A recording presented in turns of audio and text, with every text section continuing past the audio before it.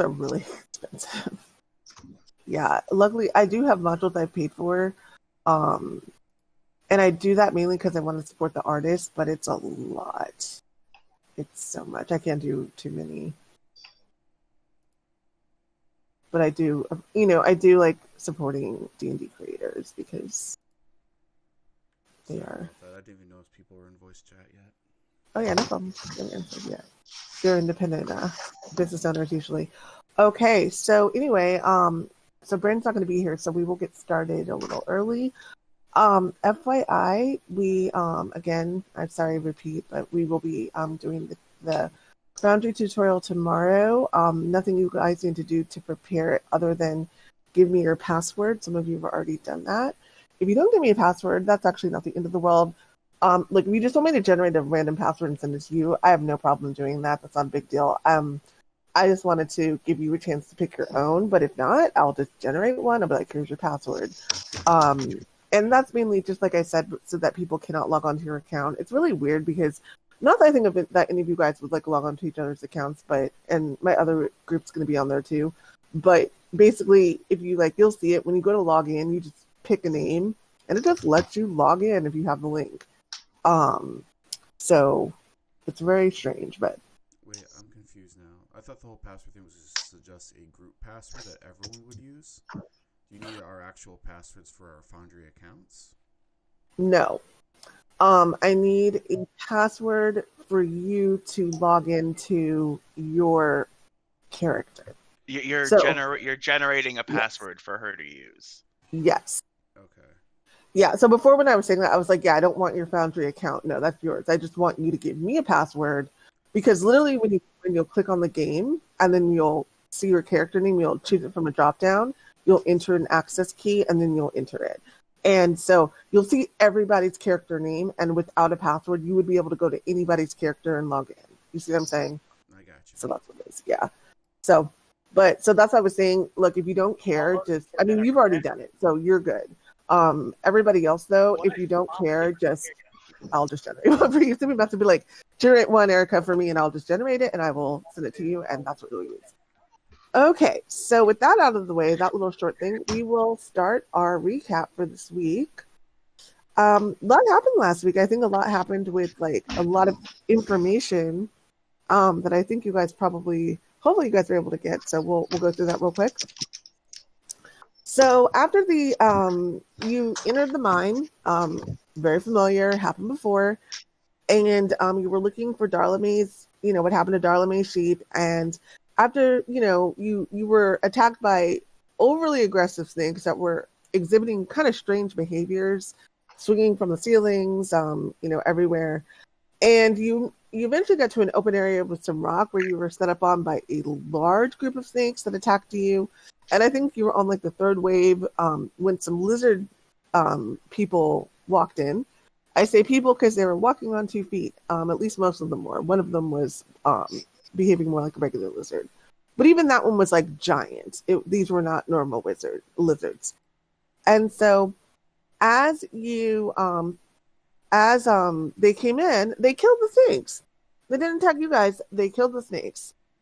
And you all Phineas attacked one of them, but it didn't fight back. It just killed the snake and they kind of stood down, and you all did not attack them because they weren't hostile.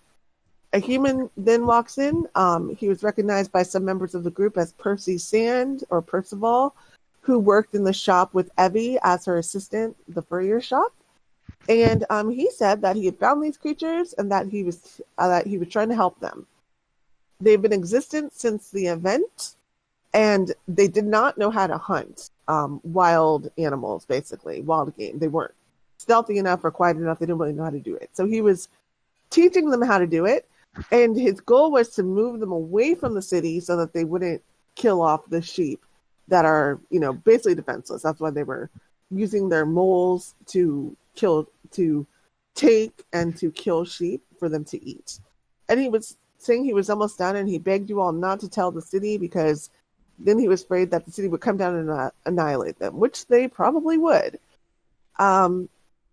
So you all agreed not to tell the city what was really behind these, and just to say that it was snakes doing it.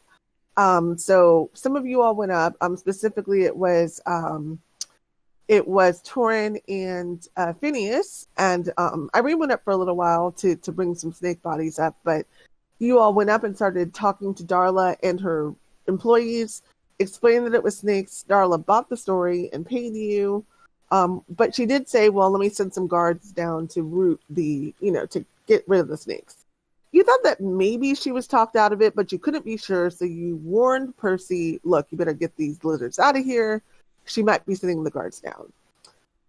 Meanwhile, Phineas, who stayed up, was talking to some of her employees, and around the fire as he was cooking snake, and he was telling them about his, what you all had done and things like that. And excuse me. And there was a guy among the group of employee who was, kind of exaggerating your stories and telling you about things that he had told at a Golden Griffins meeting. Another guy suggested that you all maybe go to the Bard College in Elowin, because the bards would probably want to tell your stories and you might get commissions for those. So he suggested that. But overall, Phineas had fun with this conversation, I think, talking to her employees and cooking them snake. So Ramune decided to stay down and continue to observe the lizard people. That's something that really fascinates him. But the rest of the party the next day went to bed at where you were staying, Simick's house, Dr. Simick's house. And Dr. Simick seemed incredibly troubled the next morning, not his usual chatty self. He explained to you all that there's a group of people, it's a tribe from a small village called Vindalk. And he said that they normally come every single week to sell their wares. They had not shown up in a couple of weeks, and he was very concerned about them because of, the animals getting out of control, and he doesn't know if they're okay or not. So he asked you all if you all would check on them. Now, this would be an assignment outside of the usual, this is not a Allorian Conservation Alliance assignment, basically. This is him asking you to do that for him. He's very worried. Before he gets the government involved, he doesn't like getting the government involved with these people because the government interferes with their way of life and their culture. And this is an independent tribe. So you all didn't quite agree to it. You said, specifically Phineas and Toren wanted to go talk to Selene, your client, who you had agreed to escort to Harkenstow within a week or so, weekish. She didn't give an exact time, but she's kind of stuck in in Arnhenborn, and so she asked if you guys would escort her, and she'd pay you for it and give you items for it. And they went to talk to her. They went to her very large rental house. She had lots of servants, and she agreed to come. And she immediately started planning a shopping trip to get items for the journey. And that's where we are going to start. I'm going to start. I don't think that y'all had come back yet. How do you, Toren? I think that we just ended after the conversation, right? Yeah. Okay. Yeah. So let's say that. Yeah, we ended after we've just finished talking with her. Okay, cool. So, a couple of things. Who would anybody like to play Phineas this week? If not, I can play him. No problem. I'm not going to lie. I kind of want Toren to play Phineas, just to see how he interacts with himself and himself. Oh, no. Because if I do that, I'll just get him killed. Plus, I suck at multitasking. I'll just keep forgetting that Phineas is there. I don't know why I have, more than one person. I think I forgot to, I always do this. When I give someone else permission to use a character, I always forget to, take it off. Oh, yeah, because I still have access to Phineas's character token. Yeah, I always do that. So feel free to remind me, because you forgot again to remove the access. I just removed the other accesses that I forgot. Okay. There you go. Wait, not. Oh, come on, Matt. You know you want to. It's nothing hard. Just Eldritch Blast torture and threaten the weak, and ask around for soup kitchens. Very easy. Great, Yeah. an Eldritch Blast. I may play asshole characters, but I don't play lawful evil characters. He swears he's not evil, y'all. Where's the nearest soup kitchen? Eldritch Blast. Will you tell me now? Eldritch Blast because the soup kitchen didn't tell me about them. I'm joking. Or Just gonna Eldritch Blast the soup kitchen. Okay. Where's the nearest dog? would Phineas be chaotic neutral or chaotic evil? I think he's chaotic neutral. I think he's chaotic neutral. I don't Yeah, he's not. I don't think he's evil. I'm just glad he's I not know what chaotic. I think the alignment Phineas thinks he is and the alignment Phineas actually is are two very yeah, different. I'm thinking Yeah, with that. I Phineas- think there's a. Phineas probably thinks he's lawful good. Every time I picture Phineas, I picture Rick Moranis from Ghostbusters and Honey, I Shrunk the Kids. I don't know. I think it's the voice or something. Oh, really? Yeah. I've seen Honey, I Shrunk. I haven't seen the first Ghostbusters, but I've seen Honey, I Shrunk the Kids when I was little. Okay, so ready to go. So I'll play Phineas, no issues, no worries there. Okay, so so let's say that Phineas and Toren have come back to the house, and I will let you, Toren, explain to the group, which remember Ramune isn't there, but your conversation if you wish to do that from there. So I come in with the face of with the face of Toren did not enjoy the conversation he just had. Mm-hmm. Hey guys, the noble woman said she would come with us when we went to the village.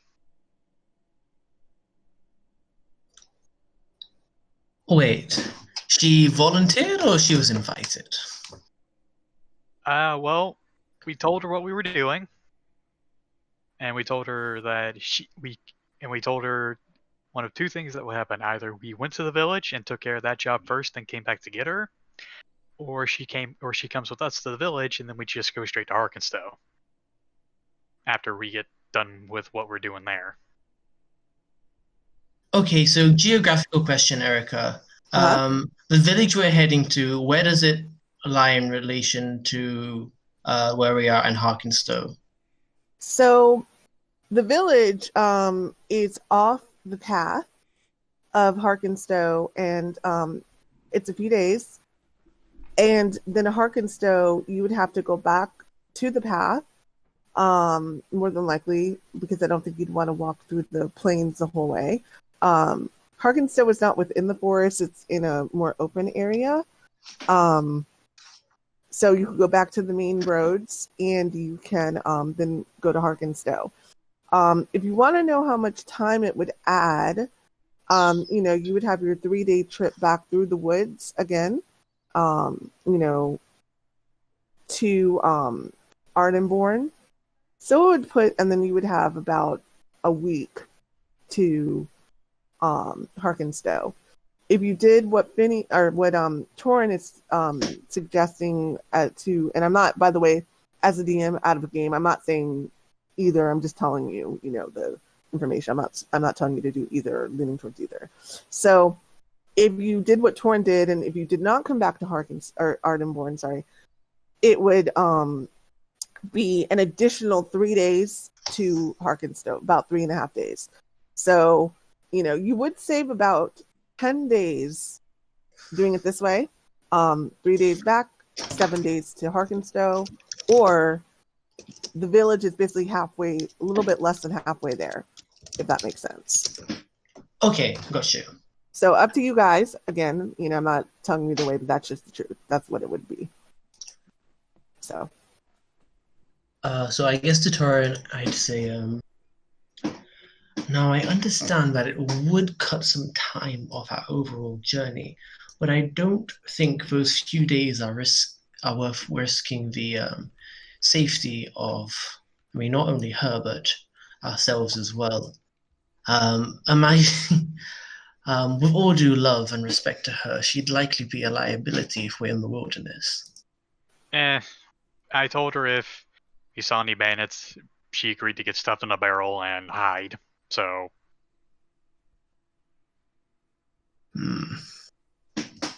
She's already packing up all her stuff, and I don't think she'll change her mind. So I think we're stuck with this.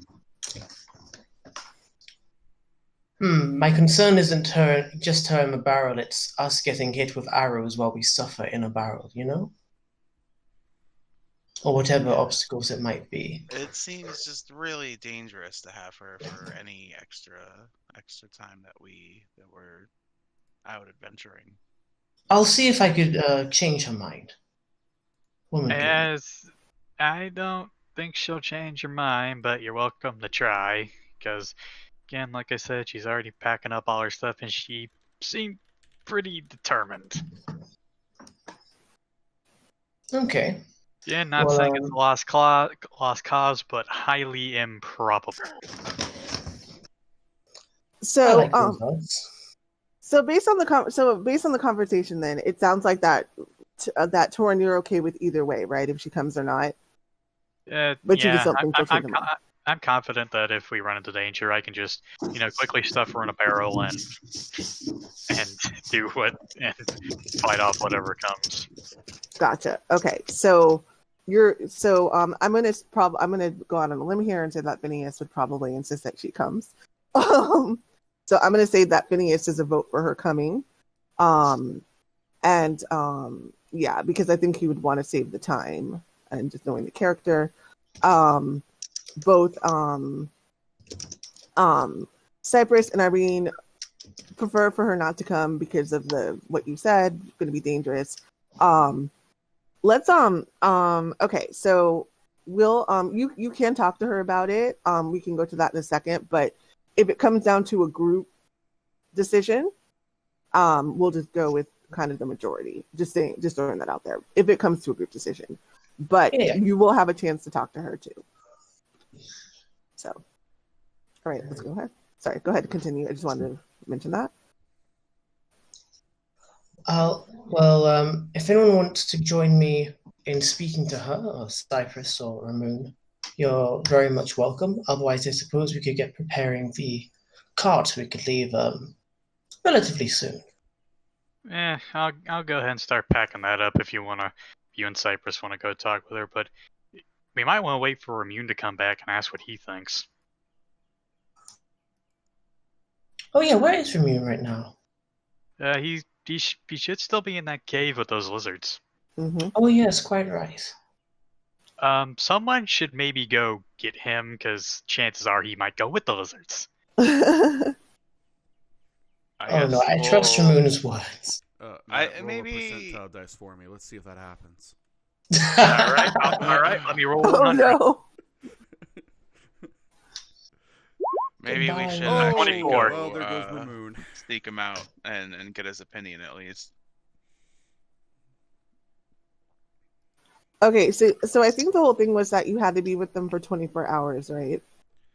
Correct. And so he'd be spending the whole day. He'd be spending at least 24 hours with them. That way he can understand key concepts of their language. He doesn't know their language, but he knows how he gets enough of it to be able to actually communicate with the lizard men. Okay. So why don't we then just go ahead, since it sounds like you all want to talk to Ramune first, and she's currently shopping, so she probably wouldn't be home anyway. Why don't we go ahead and skip? I think that you all, I'm trying to think what time it was. Yeah, once I have my clock, there's a clock widget. I'll be able to keep track of time earlier when we get on Boundary. Next day, but how far into it's up to. Yeah, I think it was like late afternoon because you all went into evening. So let's just say it's like, let's say like late afternoon. Well, you said it was 9 o'clock when we went to go talk with not Esta. Celine? Celine, yeah. It was the Bridey Noble. I'm just going to call her that. Yeah, it was morning when you went to go talk to Celine for sure because she was asleep. It was like 9 a.m. and you all did it early in the morning after talking to Simic. So I would say let's wait like 9, 10, 1, 2, 3, like half a day or so. And you don't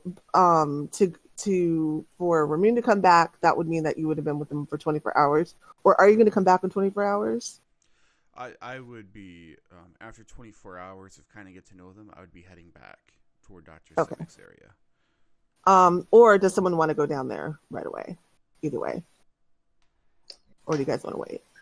I mean, if he's coming back as soon as he's finished with what he needs to do, we might as well wait for Yeah. him. Yeah, he said he'd be back, so. Yeah, and you need to give her time to shop anyway. So so Ramune's gonna then. So let's just say that you're back.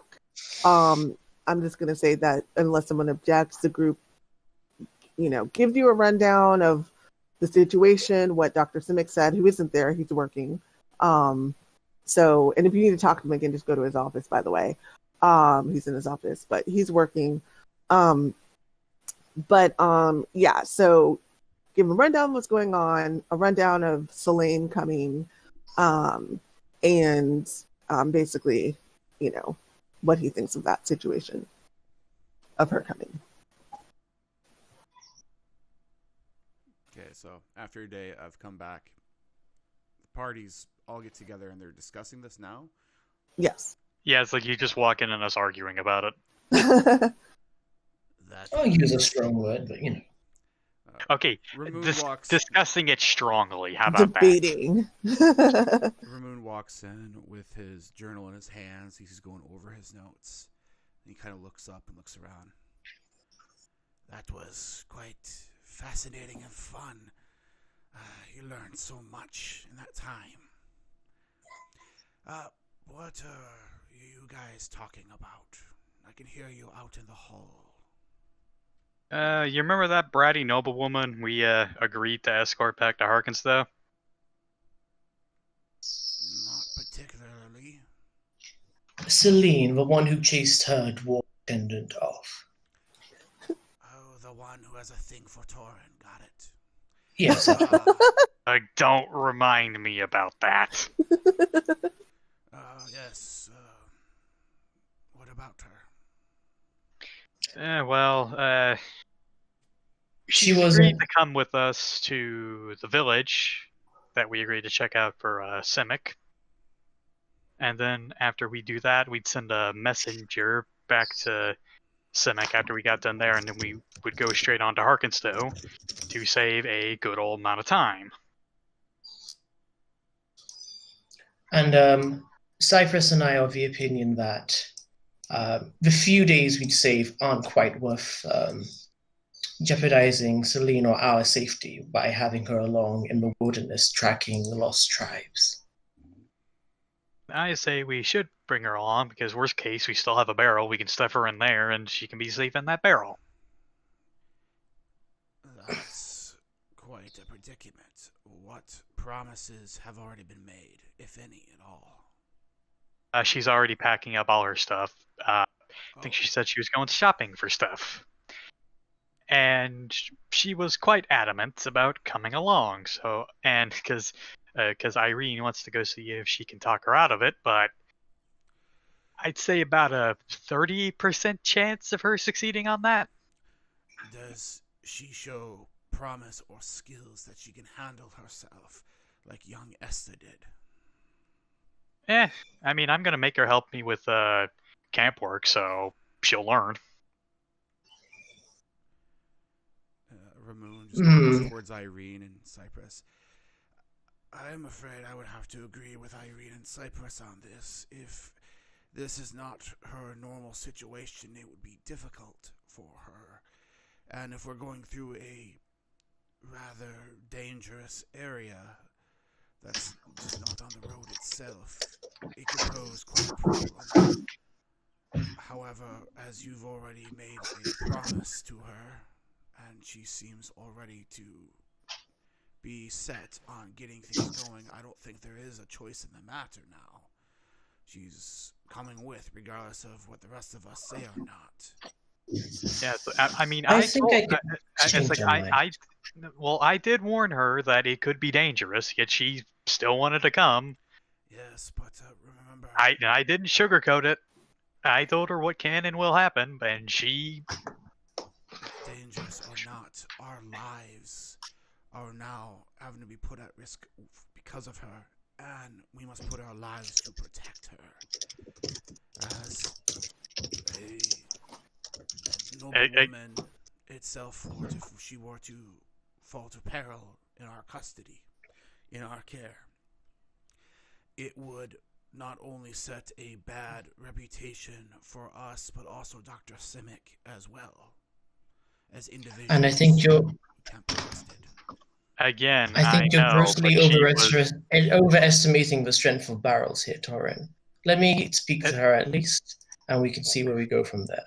It's like, again, I know I did not sugarcoat any of this, but she is the most stubborn person I have ever met, and I've met mules. So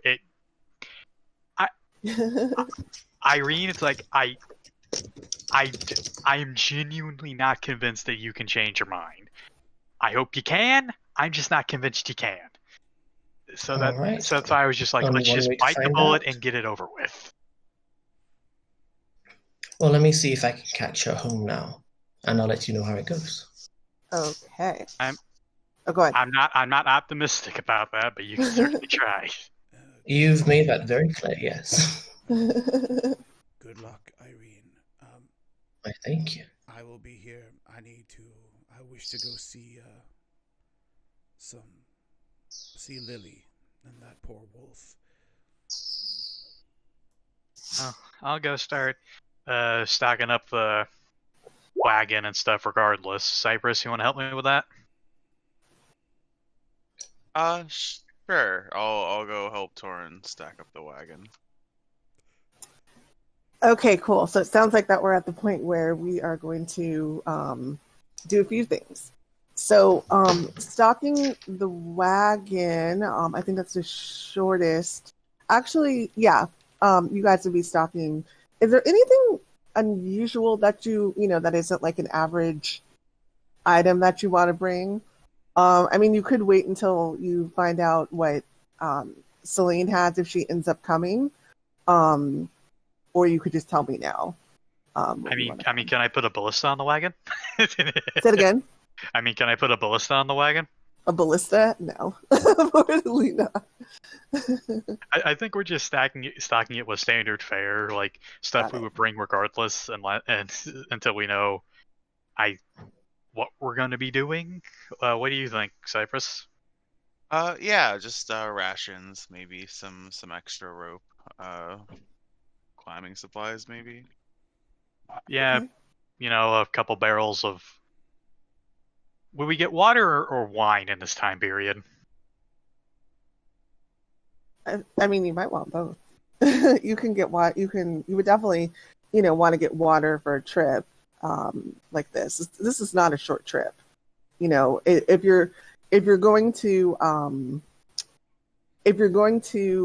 come back to get Celine, it will be 2 weeks. If you're not, it'll be a week. Yeah, it's like hey, Sai, if you want to go get food, I'll go get water and wine barrels, because God knows we're gonna need the wine. Dealing with her, regardless of what we do. Yeah, sure. I'll go get food. Okay. I'll go get the wine. Okay, let's say the standard fare. We won't subtract for that, but let's go ahead and take out a gold for the wine, just a gold for the group. All right, I'll pay for that. Cool. Okay, let's do Lily and the wolf next, and we'll do Celine last. So, going to Simix to see Lily and to see the wolf. Correct. Okay. Ramune wants to, if it's allowed, he would go to the facility or find out where they're being kept to kind of check in on them, make sure that they're doing okay. Give the wolf a treat of a ration or two that he has for it, and try to talk to Lily, see if actually have a conversation with her if possible. Mm-hmm. Okay. So you head to Simic's office because he's never he did show you the where they were, or where the wolf was at least, but Simic takes you back to that area, and you see the wolf, and it's actually in. So what they've done is they have this kind of like large property that they've decided to move the wolf and the other creatures that they found, Lily the wolf, all of them, so that they're not, in small cages or anything like that.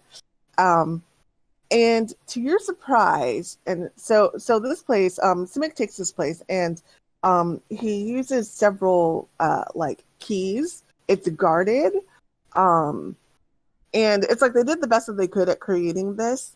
So the wolf is in like a large back door area, and you can see that there's a person as you go back there that is, and it's in the back right now, and you can see there's a person back there kind of sitting, and the wolf is running around, and it appears to be that he's like probably training it in some way.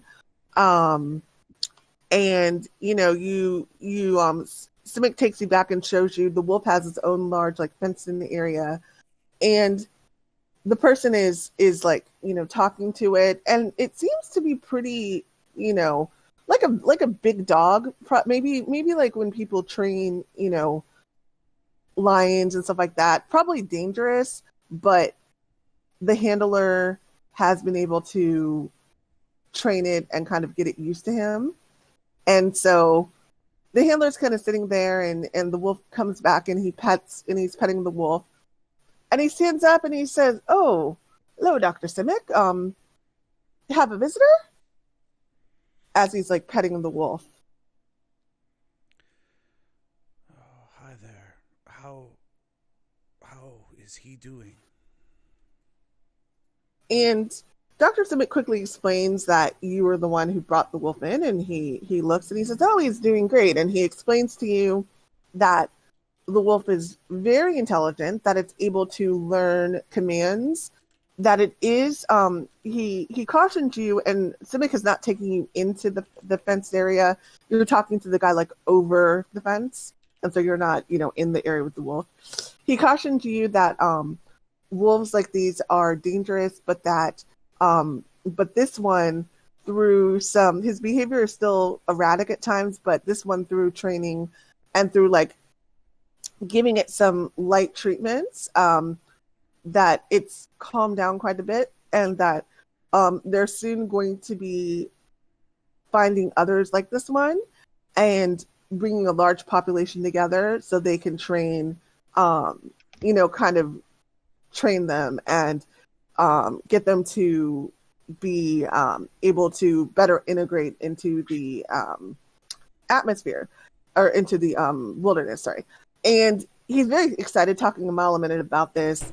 Simic mentions that they may even be doing a program to, get the wolves to integrate into a local tribe that's interested, not the Vendok barbarians, a different tribe, a different protected tribe that's interested in kind of, help train them and raise them, and then using them to help them hunt and keeping them as pets. And there's a program that he's kind of trying to work out with the ambassador right now.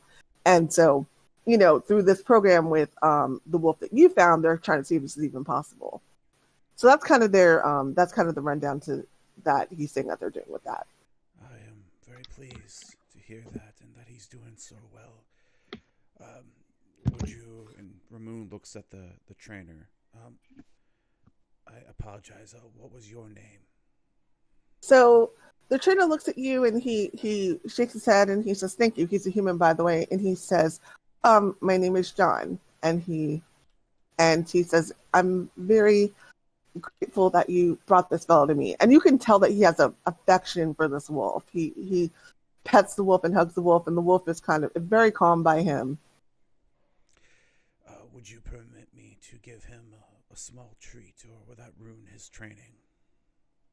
And he says, "No, but thank you for asking." And he gives the wolf a command, and the wolf follows the command. And then he shows you how to hold your hand out to feed it to him in a way that he'll take it. And if you go ahead and do that, he just takes it right up. And then he tells you the verbal command that he gives the wolf after the wolf follows directions, and kind of shows you how he does it. Perfect.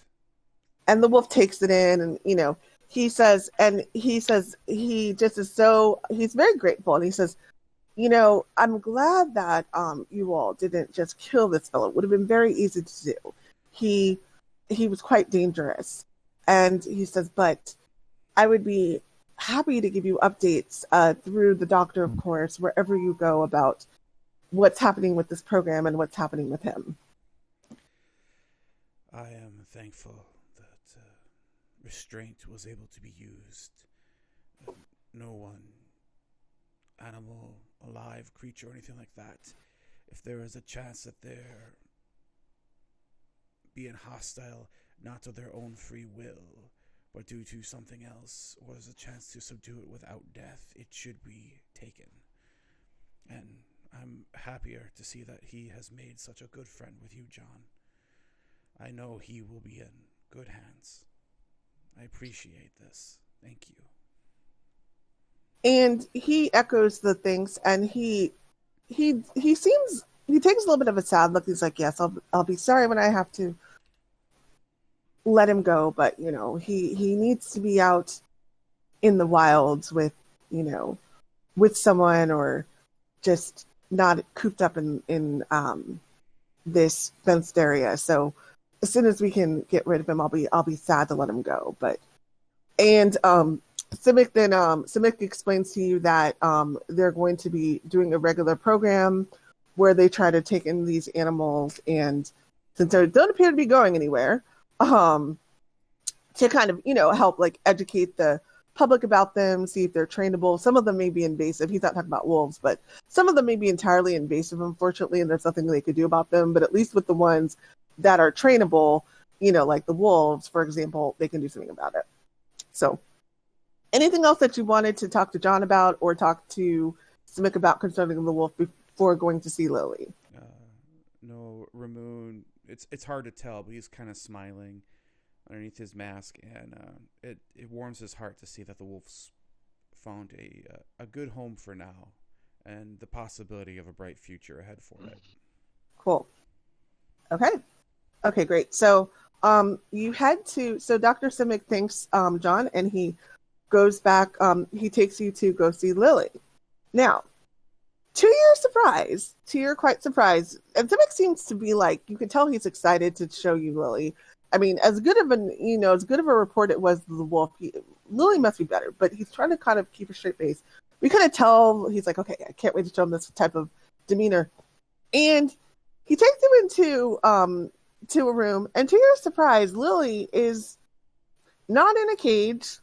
She is walking around, and she is seems to be looking at the other creatures, and she seems to be working somehow. She's doing something. She's going up to the other creatures, and she's looking at them. She's wearing a cloak, and you can see her she didn't have clothes on, she was a bee with a crown on before. But she's wearing a cloak, and she's just kind of walking around, and then she sees you, and she walks up to you and Simic, and she says hello, and she's saying hello as a question, and Simic is very good, Lily. And he says she's been learning how to talk, and she's doing quite well. And he gives her a pat on the back, and she says, you remember Ramune, don't you? And she says, and she seems confused, and he rewords it and doesn't use the word to remember, but he says, Ramune saved you. And she says, yes. And she looks at you, completely a different, being before, not hostile, very docile, and just seems to be very calm. And Simic looks, and he says, and he looks at you and he says, she only knows a few words now, but she can understand most things if you'd like to talk to her. Just use key phrases, just use simple phrases. By the way, I won't make you figure out, whatever you say. Okay, let's just say that you say it in the simplified, a simplified version of what you want to tell me that you want to say to Lily if you want to say anything to her. Ramune will take off his mask so she can see his face. Lily, it's good to see you are doing so well. How are you? And she looks at you and she says, good. And she says, Simic? And she says, love. And she just makes like a heart with her like little hands and she puts it to her heart. And she says, oh yeah, she likes that one. And I showed her that. And she takes the heart and she does it again. And she says, finding others like Lily. And Simic says, oh yes, we're trying to see if we haven't found any yet. The wasps that she was commanding, they don't seem to be, whatever you all did in leading her out of the cave, somehow it broke that. We tried to go back and do that again, but we couldn't recreate it. So we're trying to find out if we can find any more of those, and we're not finding any more, or any more people like her. But she seems to be one of a kind, don't you, Lily? And she kind of looks and says, Lily, and she points at herself kind of proudly. And Simic explains to you, kind of like with the a little bit differently from the wolves, that the bees, or at least Lily, she may be the only one, are sentient creatures. Clearly, he was saying that from what he understands, from what Lily has told him, she has a really hard time explaining this. So he explains it to you that she just appeared one day. He thinks that the event, or even someone, maybe, who knows, but the event caused her to go from a bee to a half person, half bee. So he thinks she was originally a regular bee. She definitely wasn't originally a person. And or at least she doesn't have memory of it. He hasn't totally ruled that out, but she doesn't have memory. I should put it this way: she doesn't have memory of being a person. But likely she was a bee that was turned into a half person, half bee. And so if there are any others like her, he's going to try to get them protected tribe status and to find them. And that's what he's doing right now. If not, she will probably stay with him as long as she wants, as he gets her integrated to live as a person in society. That's wonderful to hear, Lily. I'm happy that you're doing so well and you are learning, getting better. If you ever need anything, call upon me, okay? And she looks at you and she says, yes. And then she says something to Dr. Simic, in kind of like a half buzzing, half common sound. And he says, oh yes, she is trying to teach me her language too. They have a language, or at least she does, that other bees can understand. I would very much like to learn that myself. If there is given time, I'd like to spend some time to observe, if that would be all right with you, Dr. Simic, and you, of course, Lily. Yeah, they both agree to that. They're both on board with it. They say you can come back anytime. She would really like to see you, anytime you want to come back again. So. Well, I know what Ramune's doing on his downtime. He's going to learn the language. Right. Exactly. Okay. Cool. Okay. Anything else you want to say to them? No, that would be it. Okay. So just as a reminder, and this is some world lore. I said this a while ago, but I want to bring this up because it's going to come up later, and just for you guys' information. There's an ambassador in the government, and so this ambassador represents the interests of indigenous tribes and beings. And you haven't met her, by the way. She's just been mentioned. She works in like Eloin and Harkenstow mainly. But so she definitely wouldn't be an Ardenborn. But so if you when you go to Harkenstow, you could try to find her and when you go to the office there. But excuse me, but she represents the interests of these groups. And so when they say that, they're trying to get anything to do with, like, you know, integrating wolves with one of the protected tribes would be done through her office, through her, or, you know, finding more bees like Lily and making the, you know, integrating them into society, or making them perhaps a protected tribe if they find more, would be done through that office. Just FYI. It's a powerful office that does clash quite a bit, though, with those who, you know, think of it as an environmental place that clash with the more conservative parts of the government, let's say. So Makes sense. okay, so we are going to head then to Irene, and going to speak with Selene. And oh, by the way, it's I don't mind that you guys say this, but just so you know, the name is pronounced Selene, like with an A. I know it sounds like Selene, but it's pronounced Selene. Okay, so you head to Selene's house. Go ahead. I fear you'll be Selene on the journey. Say again. I fear she'll be Selene on the journey there. Right. I don't think she's that much of a ditz. You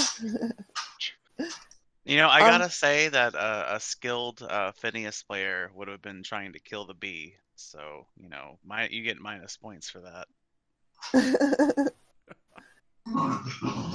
I'm glad y'all saved the bee. So there's a lot of background noise in someone's place. So Yeah, sorry. yeah, no problem. Okay.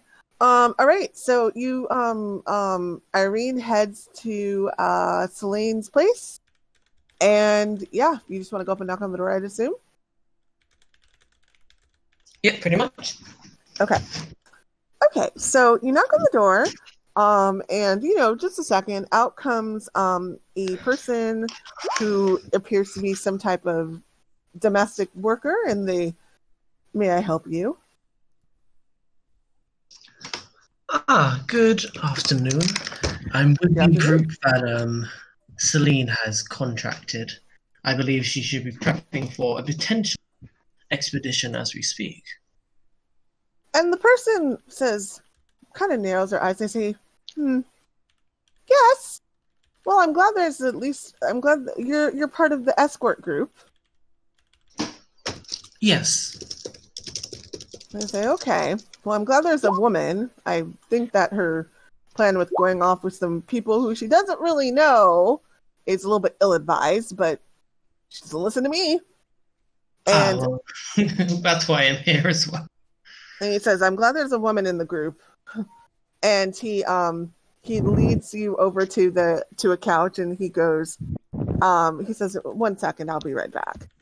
And he kind of, you know, you hear a little bit of rustling, and you see Selene comes running down. She says, hi, and she looks at you. She says, oh, you're part of the group too. And she's wearing these kind of very clean, however they are appropriate, you know, kind of like cargo looking pants. She has on boots, and they're very thick boots. Her hair is not in the little jeweled thing that she had in before. It's in braids. She has on like a flannel shirt. She has a hat on. This would be like, you know, if you looked in the dictionary for the stereotype, like person traipsing through the woods outfit. But it works. It's not cheap, probably. It looks high quality, but it's something that will work. And her boots are particularly like this very thick and expensive, you know, like expensive, high quality hunting boots that she got from somewhere that, you know, would be very expensive but very effective. And she says, "Oh, are we ready to go yet?" Oh, well, you look snazzy. Thank you. Did I buy the right stuff? I tried to get the right things. They told me that it would be dirty, and so I tried to get the right things to wear. And she kind of does a little turn. Yeah, I'll give her like a proper assessment, like a scan up and down, and I, you know, a test of, you know, the quality of her boots and how, you know, it is an appropriate outfit to be on the road in. Mhm. And she says, okay, and I got food for us. And she starts like naming some things. She got a tent, and like rope and stuff like that. I will actually, I actually should have probably put together a list of everything that she had. I'll think about that in a second. But yeah, but she basically got all the supplies that you all would need, and she's excitedly telling you about them. God damn it, Erica, you're breaking my heart. And you know what? I'm doing this again.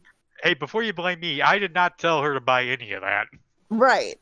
And to be fair, I'm not doing this again as the DM. I'm just doing this because they invited her. She's ready to go. So this is what you're doing. No, absolutely. Yeah. No, this is Celine too, like a T. Yeah. Yep. So. Oh, so this excitement is wonderful. The only thing is we might have to pause the excitement for another 6 days or so. I know the boys extended an invitation to this current mission, but at the time we didn't know the full extent of how dangerous it would be. Now, a young, capable lady like yourself your abilities aren't quite tailored to this specific adventure.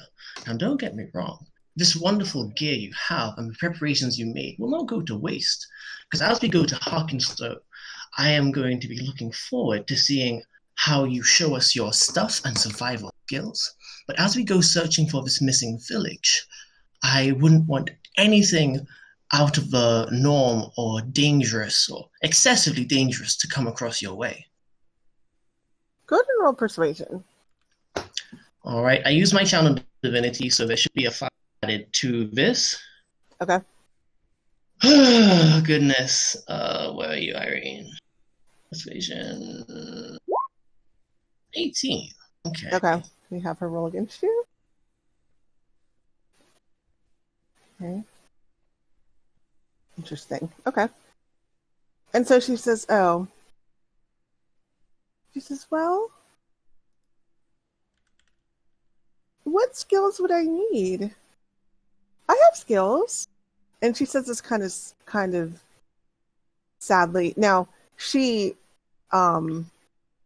seems a little convinced, but she seems like she's still not quite sure. She's on the fence because she did roll around what you rolled. She actually rolled well. And she says, what skills would I need? I have a lot of skills. Well, just a few examples would include combat skills, tracking skills, that. stealth skills. Really? I have that. Yeah.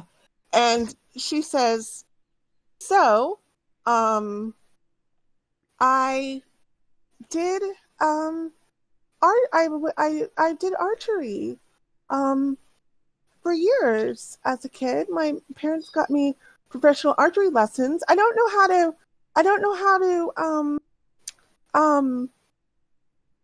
hunt, but I know how to shoot a crossbow very, very well, actually. And she says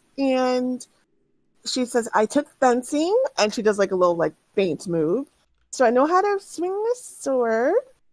And I took gymnastics, and so I'm pretty quiet, and yeah. And she says, and I'm pretty sneaky too. So she says I have some skills.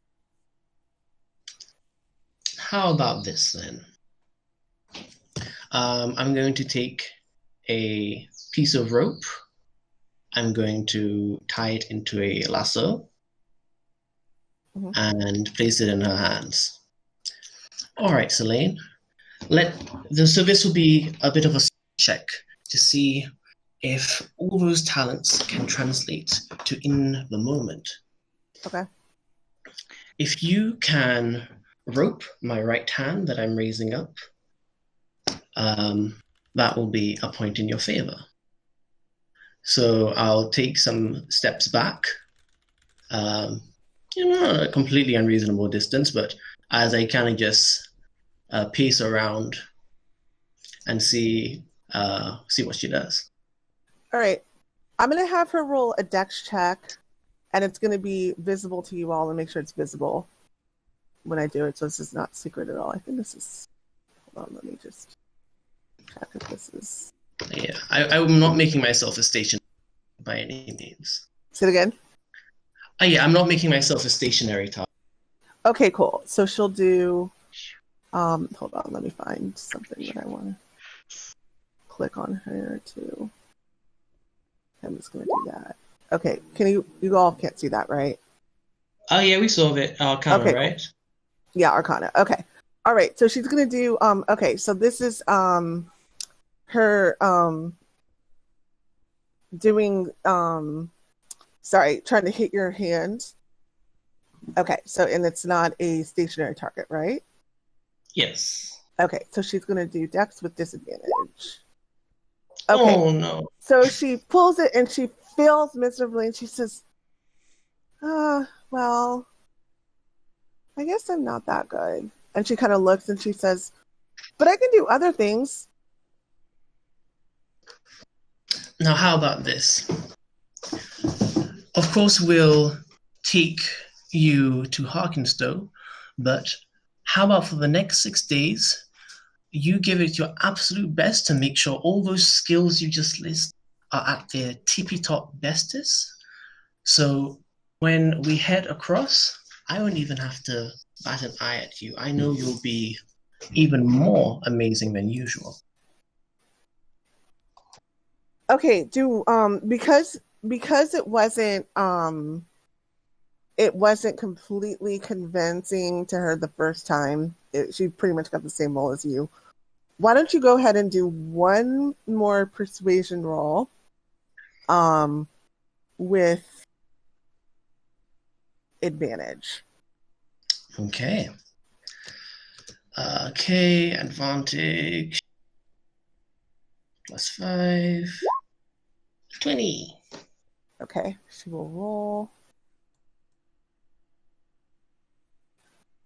Okay, she says, okay, I won't come. I guess that I didn't really need a vacation. You hear a sigh of relief from the from her worker, and she says, are you going to come back though? You're not just going to leave, right? No, we'll absolutely be back. I'll extend my hand to her actually. And I'll lock eyes and probably say, my words are my bond, and I have complete faith that we'll be back in one piece to make sure you are taken to Harkenstow smoothly and safely. Okay. All right, so she looks sad, but she kind of accepts what you're saying, like it makes sense. And she says, okay, well, I'll see you when you get back, and she waves. And I'll squeeze her bicep friend in like a friendly way and be like, I can't wait to see what you show me in just under a week's time. I know you have a lot. Yeah, I gotta go and let the cross show back in a little bit. Say it again. Yeah. Okay, he's here for a second. Oh. Okay, cool. Okay. Never mind. I got waved off on that. I don't. Okay, cool. Okay. All right. So it looks like you're just gonna head out then? Yeah, I'll rejoin the others. Okay. Okay. All right. So everybody what so I think that let's see, let me think for a second. Okay. All right. So let me think. Hold on. Sorry. Forgot what I was gonna say. Irene, I'm honestly shocked you managed to convince her. I mean, 10 plus 10 persuasion plus a bit of creative coddling, we get things done around here. Yeah, and she did roll for it. Could have gone either way. What did Celine roll on that second one? Out of curiosity. Oh, you didn't see the second one. So the second one she rolled a 14, so she just missed it. Yeah.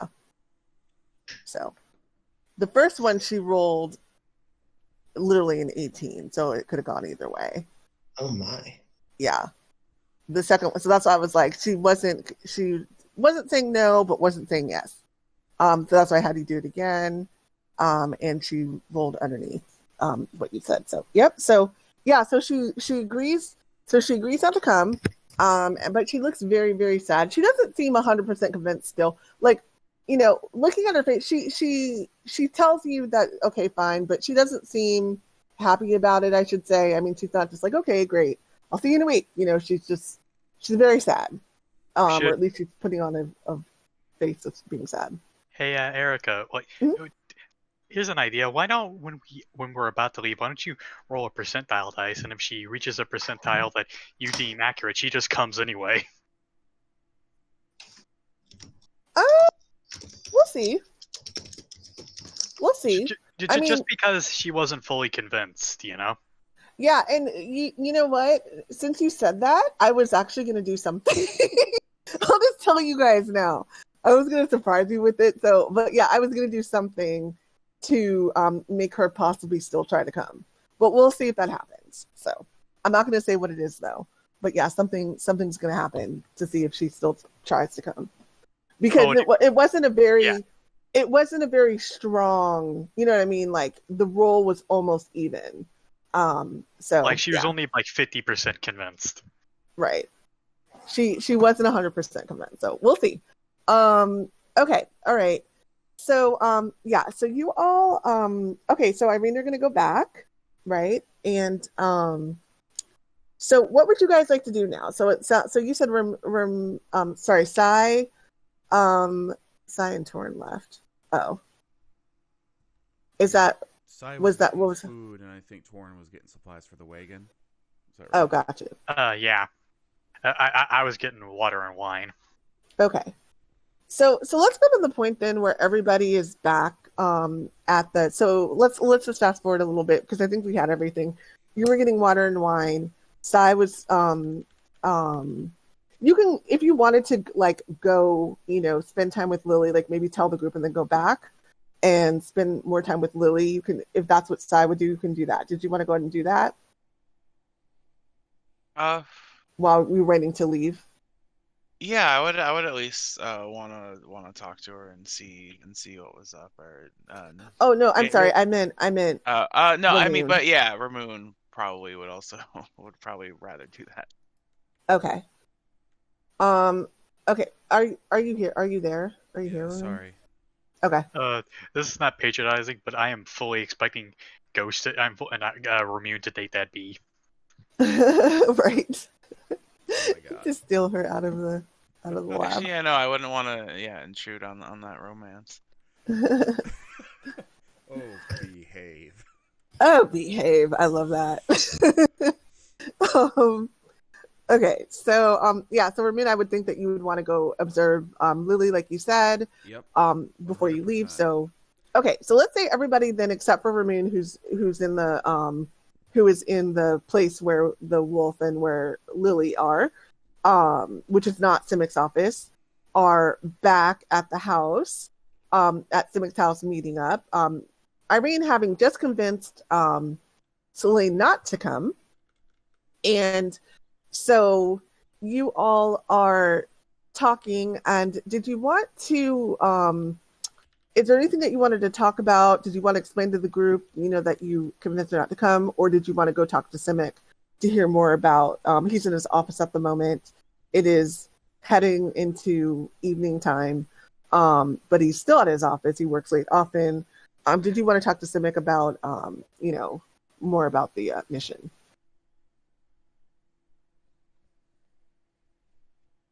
I mean, if we think there is more to it, because we know the location, we know the general gist of the outlines. But if we suspect we could clearly more, then yeah, we could visit Simic. I don't know what anyone else would want to do.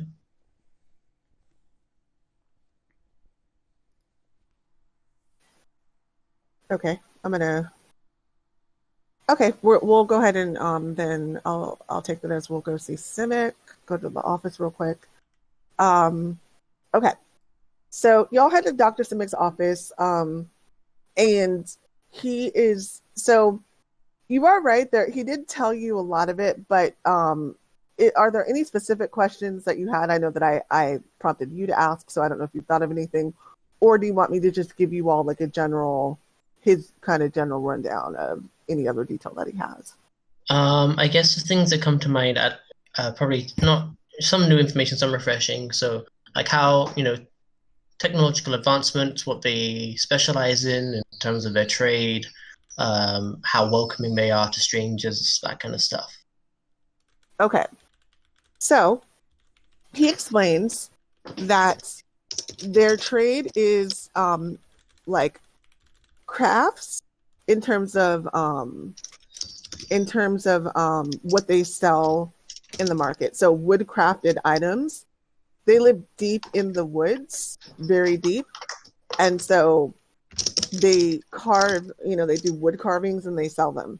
They go for a fair amount. I mean, they're pretty unique pieces, not as much as, the sister, a piece made by the Sisters of the Stone or a piece made by the Verdurth Dwarves, but they do go for a good amount. They're a little bit more, I guess you could say a little bit less valuable. But so they mainly craft those, and the village gets quite a lot of revenue, which is why he's very worried about, they haven't been to town to sell these lucrative statues. They do some work with fur and stuff like that, but not often. Their main way of survival is obviously hunting. He said that they are very welcoming to strangers. In fact, they are known to actually go out and look for people who are in need of aid and bring them into the village if they need help. They have many times helped travelers who've gotten lost. They've found lost people. Like if people get lost in villages, they're often called upon to help find them. They found children before, lost children in the woods. He says that he really wouldn't, be comfortable with asking you all to go if they weren't friendly. He does mention that they do have a new elder, within the last year or so, and she's not super popular among the locals. But that's all he knows. A little tension there. Not sure of any more information than that though. So those are kind of the answers to those questions. But yeah, he says that they're pretty friendly. Okay. I'll just thank him and say that we've done our preparation. We'll be heading off. So hopefully we'll be reporting good news in the near future. He thanks you all. And he says, "Oh, before I forget," and he gives you all did he give you guys your passes yet? I don't think so. Or your pass yet? No, I don't think so. Okay, so he gives you the pass because you need that. He does give you your pass. He gives you one pass for the group, and he reminds you that they are working on getting the individual passes for all of you, and so you'll be able to get those from one of the ACA offices. So if you're in Harkenstow, if you're in Elwyn, wherever you are, when those are ready, and those should be probably about maybe a week or two, or a couple weeks, probably more like a couple weeks, you'll be able to have your own. But with this one pass, the whole group can travel together. And it has your names on it, your, basic information that you've given him on the pass. And it says that it's basically like a government, it's like a government ID card, but it's like a government group ID. And so he says, so this you can get into Harkenstow, and he gives it to you, Irene, since you were talking to him. Okay, so I'll jot it down. Okay, great. So now that you all are done talking to him, let me ask first, did anybody else have any other questions for him concerning the Vindalk dwarf or the Vindalk barbarians?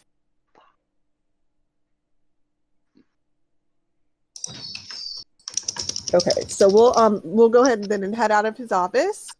All right, so I would think so. It is approaching evening time, and Ramune is still in, the with Lily. So did y'all want to wait a little while? I would assume, for a little time to pass, we can finish up with that and then go out the next day. Yeah, bright and early.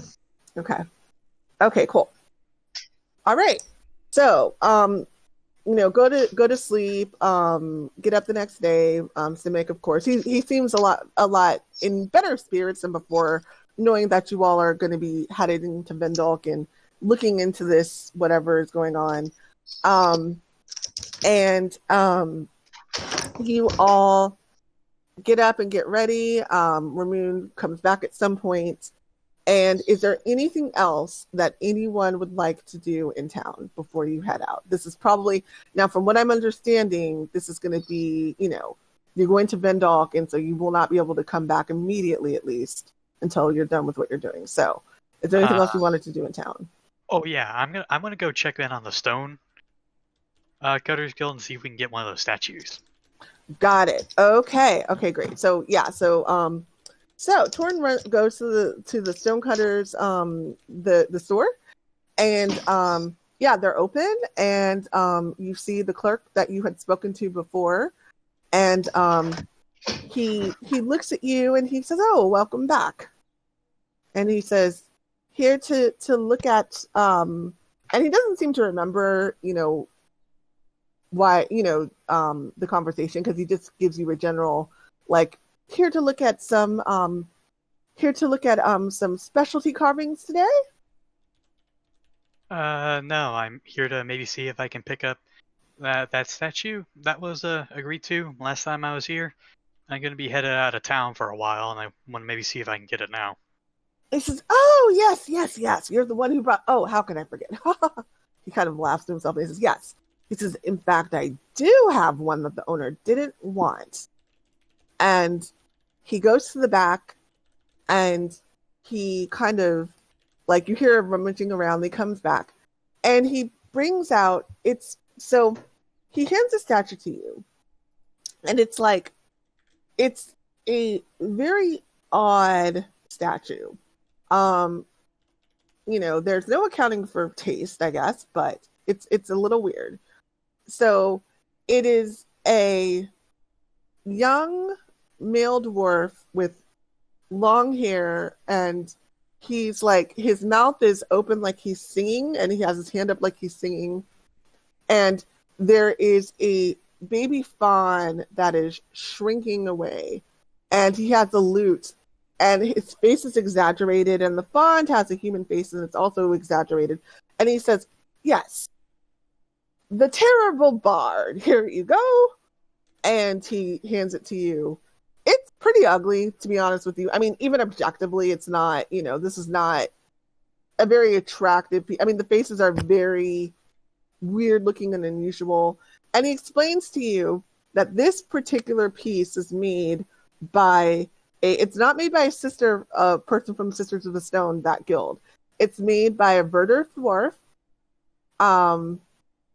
And he is the person, he makes like these special, like, comedy pieces, I guess you could say, like kind of funny pieces for people. He's still living in Verdurth. And his name is Brunor, and he kind of turns it over and he shows you like the signature of it, and he says, "This is indeed very valuable." He doesn't work quite as often anymore. He explains, he gives you this short story that we won't get into here, but he explains that the dwarf has injured his hand, and so he doesn't do a lot of stone cutting lately, but so this is a pretty valuable piece. He says that it would depend on the buyer how much you would get for it if you want to sell, obviously, like any art. But it may be hard to sell because this is a very specific taste, if that makes sense. So you would have to find a buyer, and that may be challenging, but it's possible. He suggests. Well, we're at the Harkenstow. Rich people will buy anything.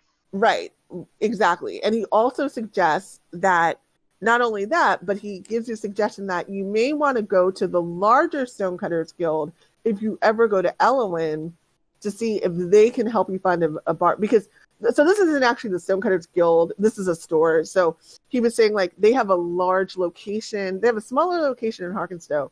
They have a large location in Elowin. And so either of those places could help you find a buyer if you want to. So he just mentions that.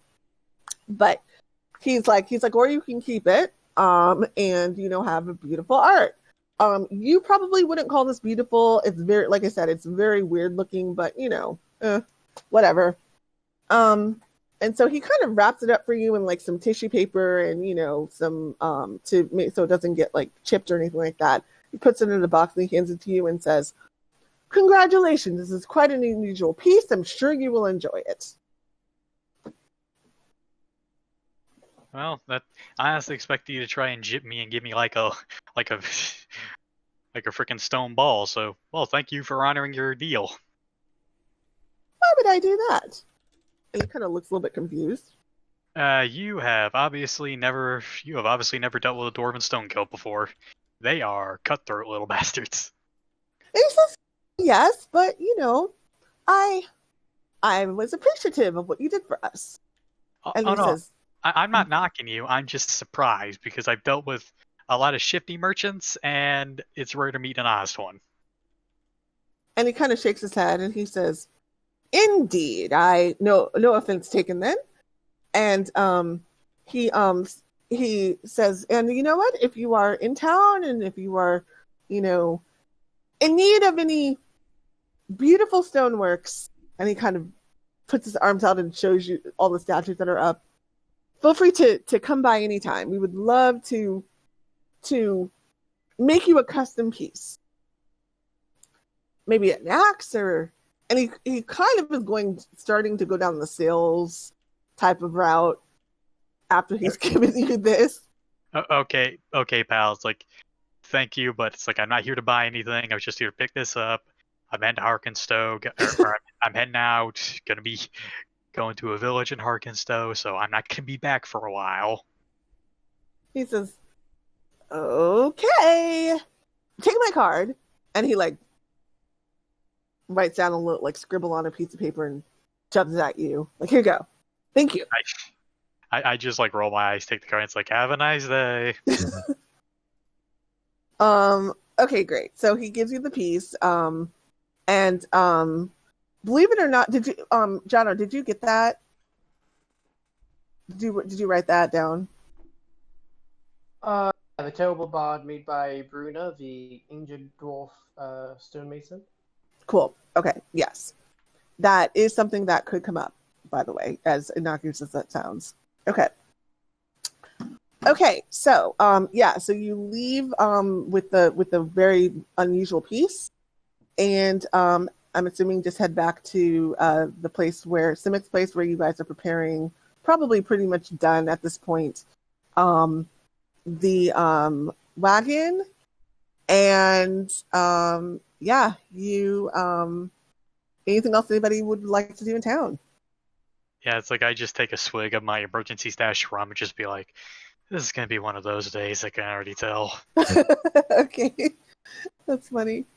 It's like you lot are gonna give Toren liver cancer by the end of this. Yeah. Okay. All right. Anything else anybody would like to do in town, or we will head out?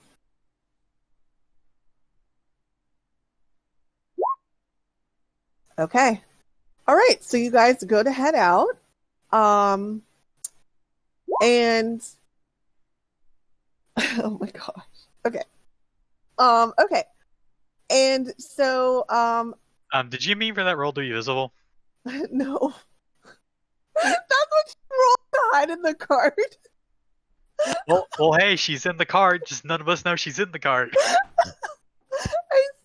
I'm so annoyed that was not secret. You guys, I swear to you, I was okay. I promise you, I'm not railroading you as a DM. This could have gone either way. Okay, I promise you that. Hey, it was up to the dice. That's All right. of us.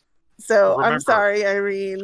Remember, we don't know she's in the cart. You don't know she's in the cart. I was gonna have you all roll perception, and that's really high though. The chances of anybody beating that is okay. Let me change her thing now.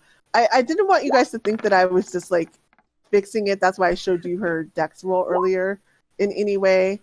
But yeah, everybody roll perception to see if you notice her. Fuck, I think even with a nat 20, I would not see her.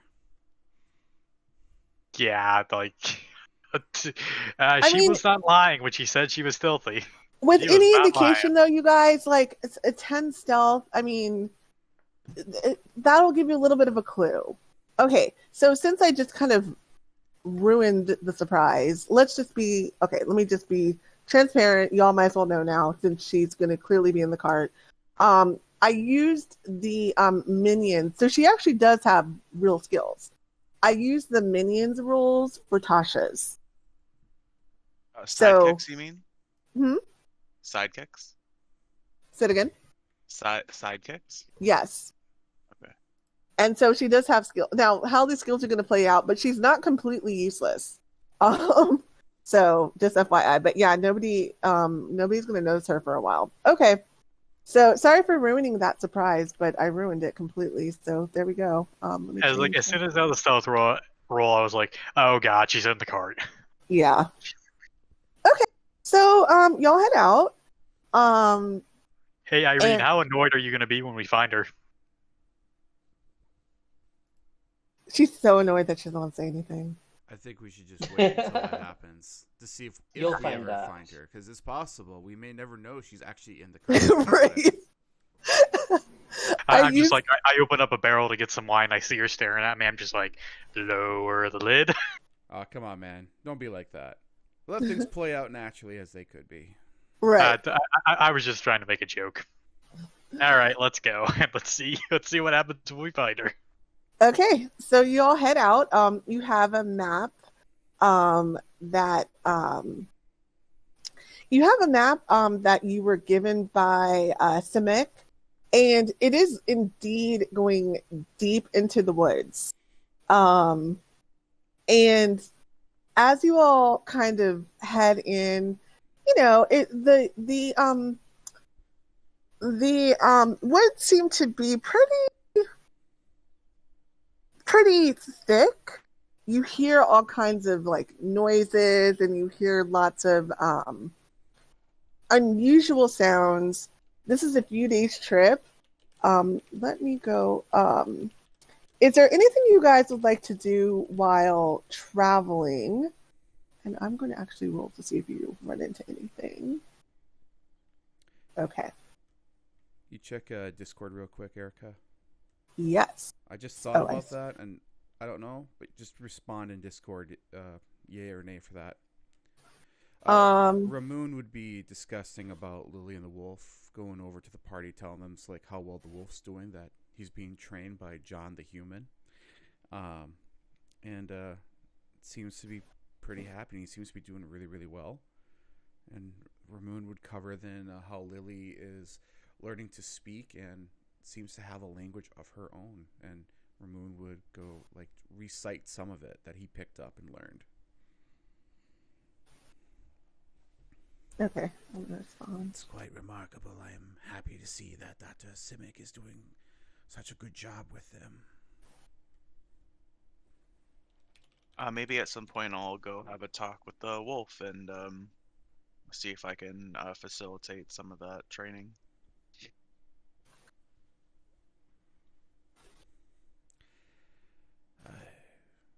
It should be well. They are looking to see if they can find more of these wolves to kind of get together to create a pact, if you will, to get them trained and then hopefully find a tribe or a group to adopt them. I think that would make exceptional companions. I think I could help with that. if I may ask, how so? Transforming into a bear might incite things more than anything else. I've been working on some new magics that help me locate plants and animals. Oh, that's quite exceptional. I didn't know such a thing was possible. So you can locate any type of plant or animal? Yeah, as long as I've seen it before. That would actually be very helpful. I think that that would assist. If we ever get back there, you should come along next time and have a talk with John.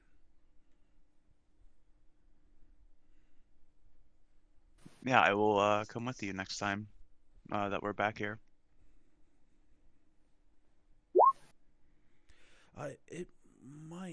It'd be a very much of a stretch, but maybe you could use it for Lily as well. I get the sense she's happy, but I think she wants to find others of her own kind, or if we can find others of her own kind to bring them in, so she's not so alone there. I can try, but I'm not sure if she, given her intelligence, if she would still count as a beast. But if she does, maybe I can give it a shot. I honestly have no idea whether or not she was an animal or a human before. It honestly doesn't matter to me. What matters is that she has the capability of intelligence and is able to speak. She's gone quite well. Very proud of her. And I imagine we're having this conversation as we're traveling as well. Yeah, I would think so, right? Like kind of walking alongside the cart and just having a conversation. That's what I interpret it as. Okay. All right, I'm gonna bring you guys. Continue talking. I'm going to bring you guys to another scene real quick. And Irene, how did it go with telling that individual, warning her of the dangers? Well, from her account, she does sound like she does have some ability to pull her weight, much more than Esther would have had. But I still encouraged her to stay. Hopefully that got through to her. She's not too dissatisfied. But we'll see when we come back, of course. Convinced do you think she was when you tried to convince her? About a 6 out of 10. I think Irene can be pretty convincing. All right. Really, I'm just... Yeah, it's like, yeah, she probably got through with her. She wouldn't be that stupid to just hop on a card, right? That's quite a leap that you're making there. But regardless, we don't have to worry about her currently. When we get back, we can do as you had promised originally, Toren, and meet up with her, and then we can escort her. But for now, we can focus on the task at hand. All right, well, I'm going to go off and see if I can find us some dinner. Hey, you want to drive the cart for a while? Yeah, I will. I'll take over. So okay. I'm gonna go off hunting for dinner. Okay, go ahead and roll nature or survival to see if you find anything. All right. Thankfully, I'm proficient in nature now, so that should be good. Okay, and what are you looking for? Rabbits, pheasant, maybe a deer if I can find it. Okay. Maybe avoid the rabbits in front of Phineas. Right. Oh, you still have your pet rabbit, by the way. I think, right? Oh yeah. Yeah. Yeah. It's like he's kind of mellowed out to the point. He's probably playing with Ramune right now. I mean, loves the animals. Okay. Yeah. So you look around. You're a good hunter. But unfortunately, just probably due to like the fact that y'all are in pretty pretty thick woods. The cart is kind of moving a little bit noisily. You move away and you do take a couple of shots, but you don't get anything. It's not a great hunting day for you. You miss a couple of pheasants, so you don't quite get anything. I'm gonna go ahead and move you all to the scene that I was talking about. So yeah, you're unsuccessful, at least for now. We could try again in a bit. And like I said, you do several tries. Y'all are, walking throughout the day, like going from place to place, kind of looking, seeing the, how do I want to say, admiring the nature more than likely a lot. Although it is a thick woods, let me give it some nature ambiance. Let me do that real quick. There we go. Okay, so yeah, turn that down if it's too loud. Feel free. Turn it down myself. Okay. All right. So, you're probably admiring the nature again. Kind of when you were on the path, you're not currently on a path. You're on a little bit of a path, but again, I mean, no carts, no groups, no merchants, nothing. Very empty. You end up coming to a clearing. Looks like this. And it's like a little bit of a path with some trees around it. And basically the other side of the path is where you need to go. I would like those who are proficient in perception to please roll for perception.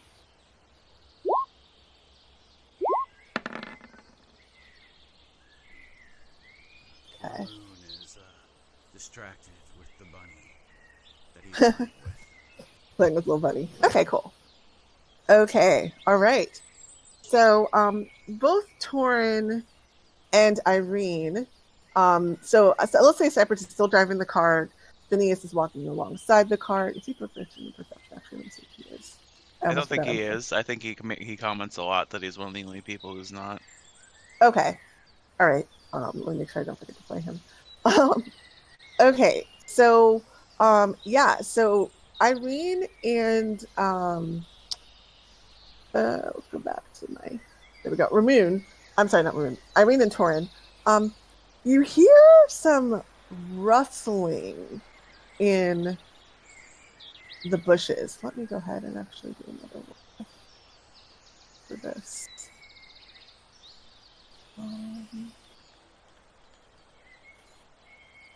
Okay. You hear a rustling in the bushes.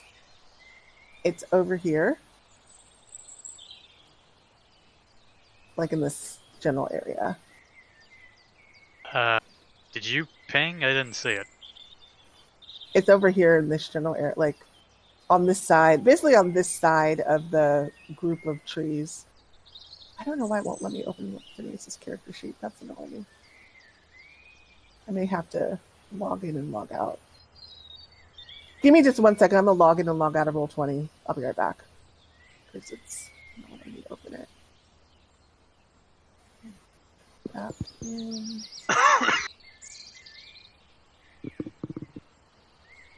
That's annoying. Okay, that fixed. Yeah, my thing was bugging out. It wasn't letting me see pings or ping at all. So hopefully I should be able to see stuff now. Could somebody ping again? See if I can see it. Ping it like this center tree. Did you see that? Yeah, I saw your pings. Cool. Okay. Yeah, it's over on this side of the map. Give me 1 second. I need to do a couple things real quick while I'm getting back in. Okay, there we go. Okay, let me open up Phineas's character sheet this time. Okay. All right. So, how would you? I mean, you both notice it. Just rustling. Don't know what it is. Just hear rustling. Okay. Irene, how good are you with stealth? Oh, okay, all right. Cypress will hear that and he'll perk up and he'll say, I've been working on something for this, and he'll cast Pass Without Trace. Ooh. Okay. So, that puts you. Okay, great. That puts you at +10 self. Okay, yeah. Go ahead and do check for that. Whoever wants to approach that or do anything else. All right. It's like, Irene, do you want to hogtie this, or can I? Let's see what we find. So when the thing goes to her lips, oh wow, okay. 28. Yeah, go ahead, Irene. Sorry, Okay. can you ping one more time, Erica? I didn't quite For some reason I'm not seeing it. Say it again. Can you ping over here? Yeah, it's on this side. You're not exactly Okay. sure where, but it's over on this side. All right. I'm gonna provide Overwatch with my crossbow. It's really stupid. I can't use Arcane Shot with a crossbow, but whatever. I feel like as a DM could just hand wave that. I mean, that's the difference between a D8 and a D10 for the So damage what phase. Cypress? Sorry. Oh, it says I can't use Arcane Shot with a crossbow. It says I can only use short bow and long bows. Oh. It's a really underpowered class on its own, so I personally wouldn't see the harm in letting him do it. But Yeah. maybe not a discussion for the middle of combat. Yeah, Yeah, let's talk about that. Yeah, no, I hear what you're saying. Yeah, let's talk about that after this game. Just remind me. Yeah, it's like I'll I didn't probably allow it. realize that was what, because I have a longbow on me, so it doesn't really matter. It's just frustrating because yeah, you know what? I'm just gonna ignore this. I'm just gonna use a longbow for right now. I think Okay. the reasoning behind it is because there is a crossbow that is one-handed, and it can become ungodly if you use Oh, that makes use sense. the one-handed crossbow, and then you get the crossbow expert feat on top of that, plus your arcane archer. Yeah, maybe we could make it only work with the two-handed one. It's like all I That's a have good is a heavy point. crossbow on me. Okay, so let's say okay. So let's make that be a longbow for now. And so go ahead and do longbow, and we will talk about what we'll do with that after the game. Yeah, thank you. Good point though.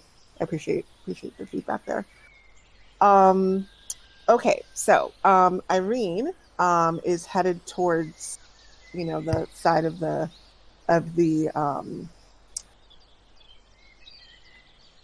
place of the area where you heard the sound, and as you get closer, you hear again more rustling, and you see something step out.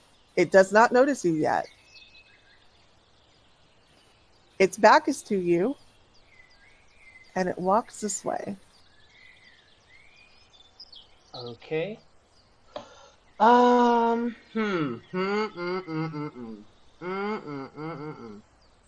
Okay, so I'm gonna creep a little closer to it. Not too close, but quietly.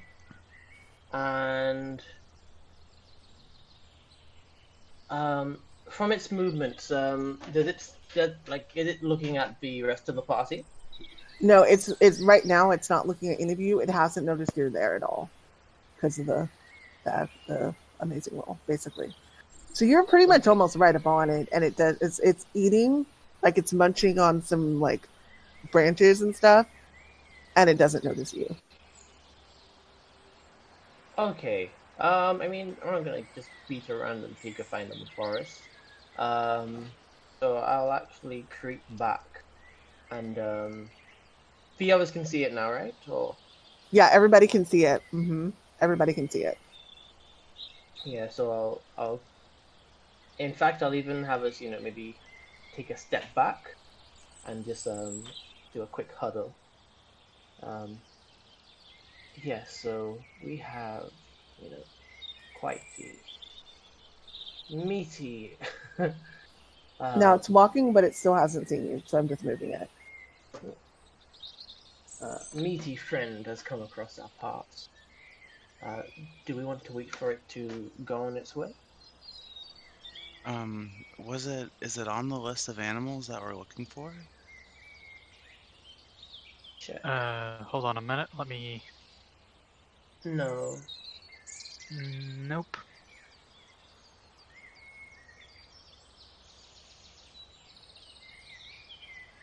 Oh yeah, I guess it's not. It's like, well, I was like, that's gonna be some good eating. Plus, we can also sell the leather. It's like boar hide's worth. It's worth a little bit of money. I'll look to Ramune as he says that. And after I say that, I'm gonna climb up. I'm gonna climb up this tree. I feel if it's not harming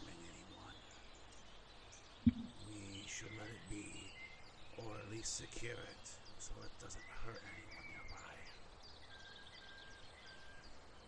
So as you say that, it appears to be getting closer, because some time has passed. You all have been talking,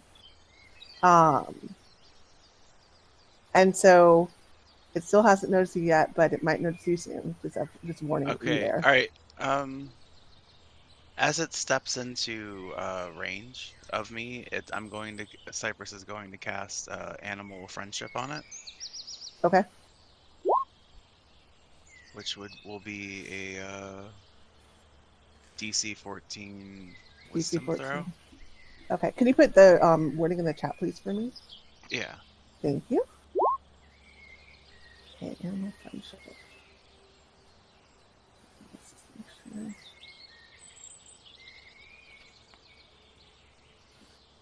Okay, let's go higher. Okay, so it's gonna roll a whiz save if it has the intelligence to do so. Okay, so you go ahead and you cast the spell, and so what happens after you cast it? So it immediately becomes charmed by you, right? You said it says, Yeah. Okay. Yeah. It won't try to harm. I mean, if you're using focus, it does less of a factor, but a potential component is a morsel of food, so that could be a means or method. I mean, I would have been using a focus, but I could be holding out some rations or something and offering it as a sort of peace offering, because it seems like it's gonna notice us, and I'd rather even if we decide to kill it, we might as well make sure we're not actively fighting it and putting ourselves in harm's way. Right. Okay, Yeah, gotcha. And while I'm in the tree, I'm just kind of preparing to skewer this thing through the head if it goes hostile. Okay, did you want to hold an action? Yep, I'm holding the crossbow shot aimed right between that guy's eyes. Anybody else holding an action? I am holding the action that I believe in my party members. Okay. Okay, cool. All right, so Toren, so if it goes hostile, basically Toren, you're going to shoot at it. Okay, gotcha. Okay. All right. So we you cast the spell, and being that this has a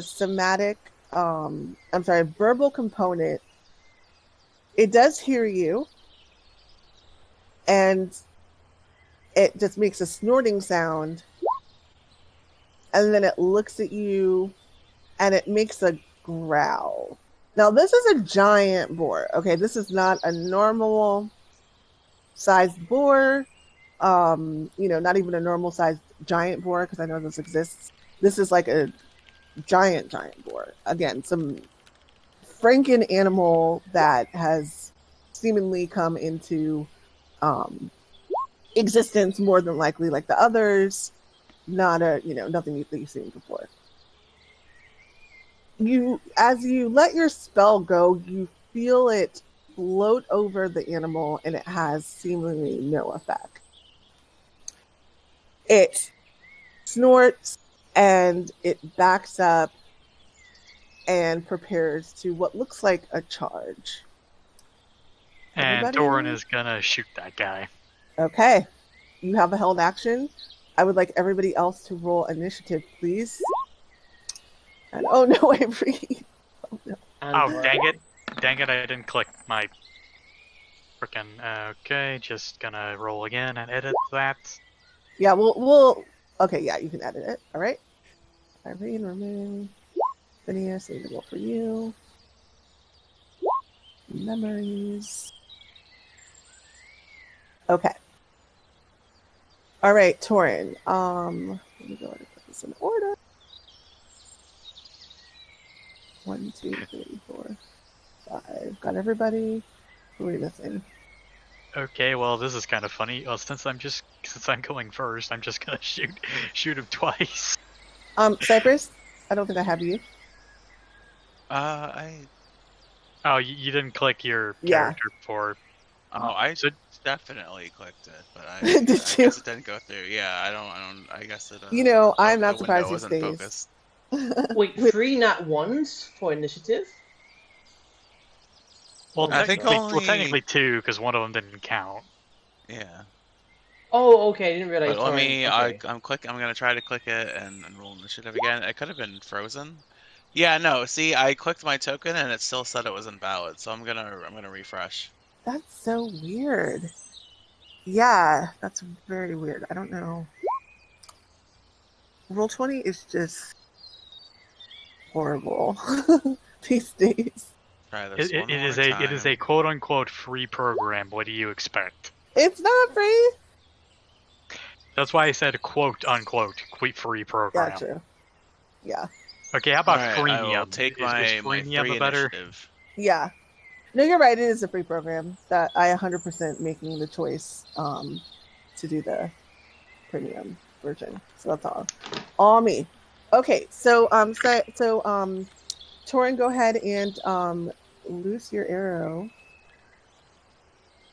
Arrows, because arrows. this is awkward. I've never had a held action and then immediately went first before.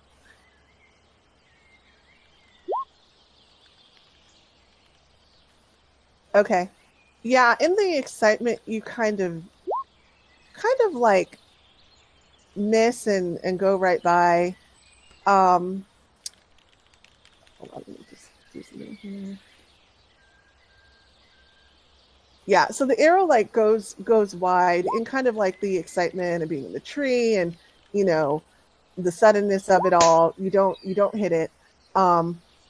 You hear from behind you a rush, and you hear and another arrow goes sailing by, and you see a little head pop out of your cart, and What? Elaine And I look over and it's like, what the fuck? shoots at the boar, and Well, she's like, "Sorry, I really wanted to come." And surprisingly, she nails this thing right in the shoulder, and it takes damage. And she says, "Hi everyone. Please don't kill me." okay, she's- after we kill this thing, we're gonna have a talk, lady. And she's going to be part of the initiative. And she says, "I know, I'm sorry. I had to come. I had to." Now's not the time to have this discussion. She's like, right, yes. Big pig, go. All right. Did my 20 not hit it? So, wait, how come, I thought you rolled a six. Oh, I had a held action. I'm sorry, I didn't see the second one. The 20 did hit, sorry. Okay, first one hit, second one did not. Obviously, a 20 is going to hit. All right, so it takes damage from that, and she also damages it. All right, Toren, your turn. I already took my turn. That's why I did the That two was it. arrows. But that was your held action. That was a surprise, No, right? The 20 was the held action. The 6 was The 20 his was the actual held turn. action. The 6 was my turn. Gotcha. Okay. All right. Okay, Phineas. I'm going for Phineas. And all right, I got it. Sorry, you guys. A little bit confused, but now I understand why you did too. Okay. Oh, that's partly on me. I thought I stated, hey, I'm just gonna take my turn with my held action and do 2 arrow Yeah. shots. Thought I said that. My bad. I think I might have. Oh, do I know how to play a character? I do. All right. So I feel like we're gonna do a hex here. Believe it or not, I actually do play a warlock. See if I can remember how to play one. Okay, so we're gonna do a Warlocks are really hex. fun. I love warlocks. To be honest. As long as you don't have someone who's in the mindset that you can only do Eldritch Blast, you can have a lot of versatility with warlocks, even as support too, which is nice. 100%. Oh god, I remember one time I accidentally summoned the genie and it broke free and it started causing havoc. Oh god. That's hilarious. I love it. Well, it's because I was in the mindset of, okay, I'll roll a die to see which familiar I summon, or see which thing I summon. Yeah? And I wrote the highest roll, which was the genie. You know, it totally makes sense. I mean, unfortunately like- that didn't turn out well, but It's like, oh, sweet. And then it shot a fireball at us. It's like, oh, no. oh shit. Oh sweet. Oh shit. Okay, yeah, unfortunately he did miss, but he did cast Hex on it. It is Ramune's turn. Alright.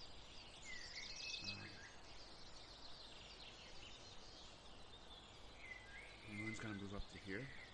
Uh-huh. And he's gonna pull out his longbow. He's gonna go ahead and make a strike with it. Okay.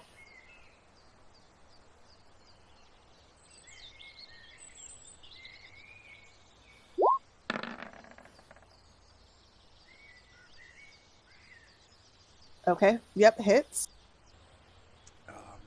As he lets go and the arrow flies, striking the boar,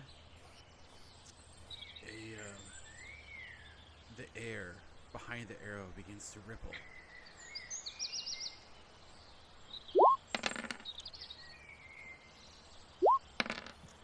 As he takes 11 piercing and then 4 force damage. Okay. You see it kind of like, you know, Sorry, 6 force damage. There's a +2 on that. okay. 6 force and So 17 total. got it. Okay. Yeah, you see it kind of like jerk a little bit and kind of seize, you know, make some erratic movements, and kind of like it got an electric shock. And this hurt it bad, actually. It appears to be kind of walking a little bit unsteadily, but it does kind of seem to pull itself together, and it's, let's see, okay, so it's going to run up to Ramune. It is not far enough to charge, so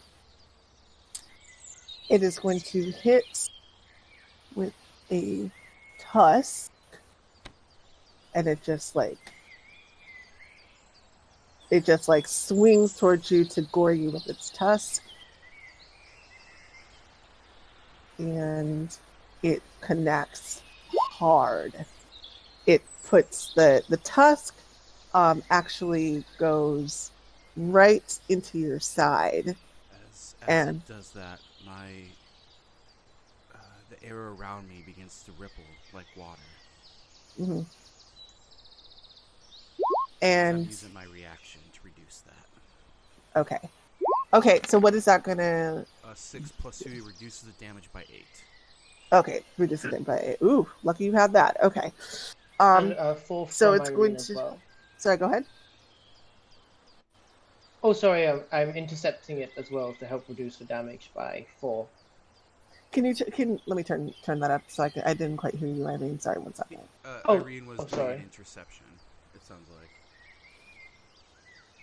You said it reduced the damage by 4, right? Yeah, from reducing Irene. it by 4. I'm reducing it by 8. Okay. Yeah, that's a good thing. Okay. So let me get the total for that. So 8. So that's a total of reducing it by 12. Okay, so that's 2. Okay, so you take 11 points of slashing damage as it. Holy shit. Yeah, it was a crit. Yeah, it was a crit. Critted on you.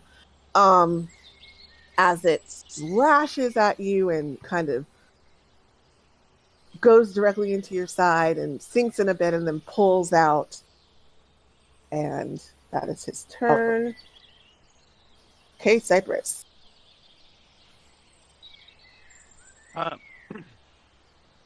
Cypress will just produce flame and throw it at the boar. Okay. All right. Yeah, you have you're able to just shoot some flame out of your hand, and it hits the boar, and it kind of like lights it on fire for a second, and it again does some like jerky type of movements.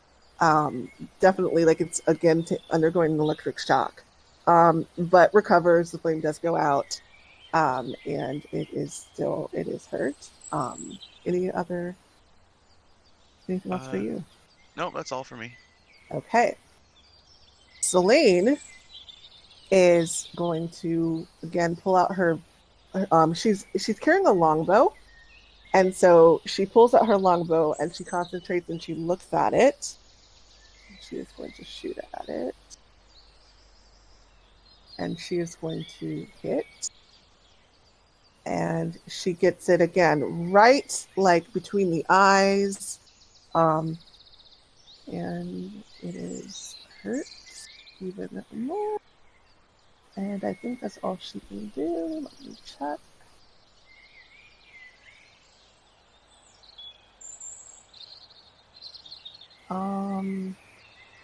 Yes. All right.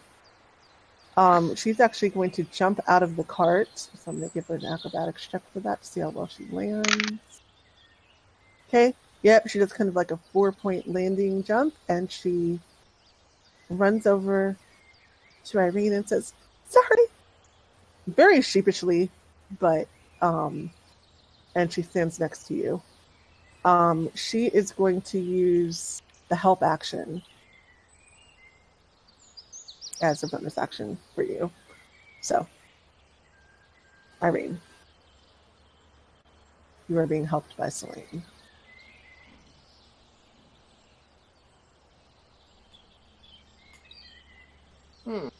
Why is this not rolling? Ah, there we go. Okay, how would you like to kill this thing?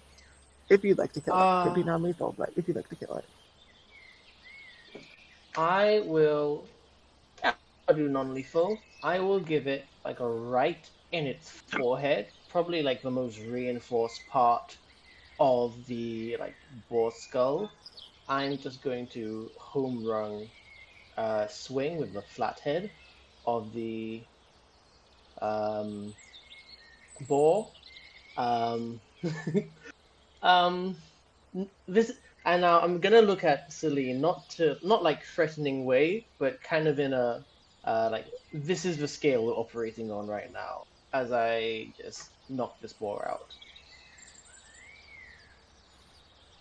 And okay, so we're gonna go ahead and jump out of initiative. It is down. And Celine looks at you guys and she says, "I've been practicing archery for over 10 years. Only during competitions with standing targets, but I think I did okay, right?" Yeah, I mean, you shot the mother all boars, but, I mean, you still hit it pretty good. Ramune looks at Irene. Thank you for intercepting that attack. That was quite a devastating attack. Oh, boy. Oh, yeah, we're gonna eat well tonight. All right, let's butcher this guy. You didn't kill it, did you? No, it should just be stunned. It was not a temple blow, but a forehead one. Wait, why is this guy still breathing? Well, we have food, do we not? We don't need to be killing innocent creatures. Unless we absolutely need to for survival. It tried to gore us to death. It was So- We are in its home. As soon as Ramune says food, Celine opens her bag, and because she had to sneak into the case, she wasn't able to bring very much with her. She opens up her bag and she pulls out these something to the tune of what would be MREs, but whatever the D&D form of those are. And they're really they're ones that the army would use, and they're high quality and high grade. And She's got premium hardtack. she does, and she has premium MRE type of things. And she opens them in her hand and looks very pleased with herself. She says, "I brought food," and she shows you guys the thing she brought. And then she says,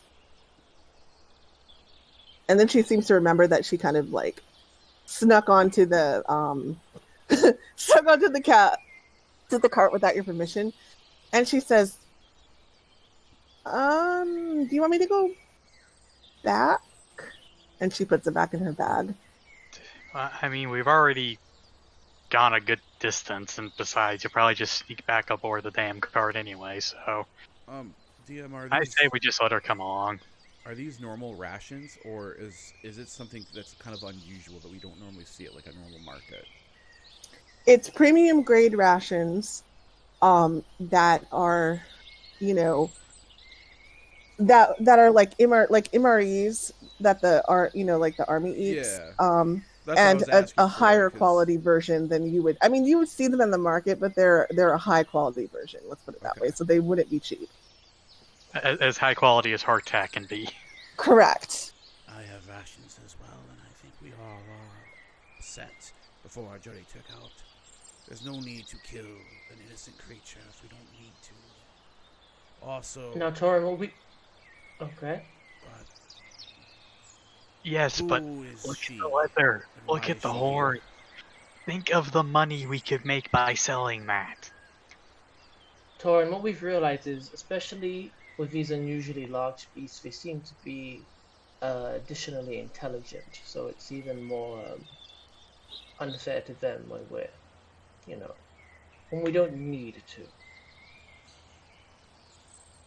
She walks over and pets it. Fortunately, it's out, but she pets it and says, "That's nice. Just having a bad day." The hunter in Toren it just makes him start pouting at the fact he can't skin this thing. Okay, And so And, oh, go ahead, Irene. And as for you, Missy, as I turn the full weight of my gaze onto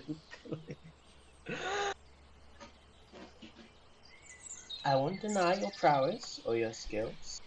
The fact you snuck in behind our backs is its own issue, but I will commend a good job when I see a good job.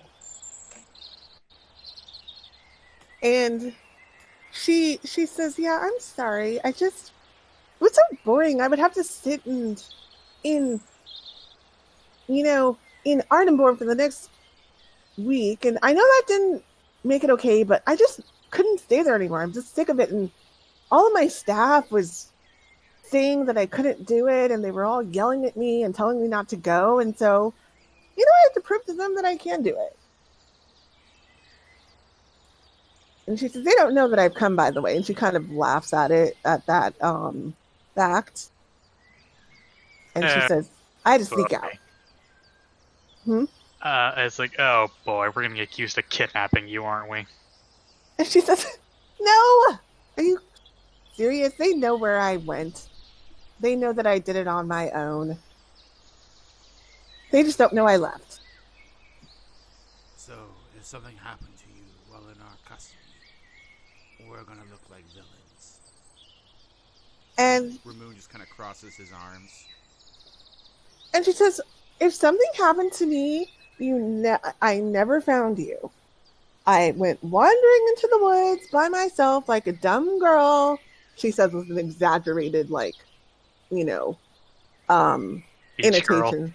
Like a dumb girl, dumb rich girl. And I never found your group, and I must have gotten eaten by a boar. There you go. You have no idea what happened to me. You never saw me. See? It's fine. Phineas, are you okay with this? With your disposition toward individuals who have funds to support their means? He's probably panting at the thought of her getting gored by a boar. Sorry, DM. I'm just trying to, stay there with it, because we have a really rich girl here now. We have Phineas who goes on about how poor he is, and yeah. I mean, Phineas wants her to stay. I mean, we don't even have to play that out. I'm gonna say that Phineas is arguing, let her come because she wants to be here, and don't stop schooling her. Basically, Ramune is kind of surprised at that because he wasn't part of that conversation and stuff with it, so he's a bit surprised to hear that. Yeah, I mean, and Phineas was the one who was, trying to get her to buy stuff. Unfortunately for you, for Phineas, because she had to sneak in, she wasn't able to bring all the stuff she brought. So, for the group. So she just had her little bag of the rations, but she doesn't have much else with her. So, but yeah, I mean, she just looks at you and says, "You never saw me. Nobody knows that you saw me."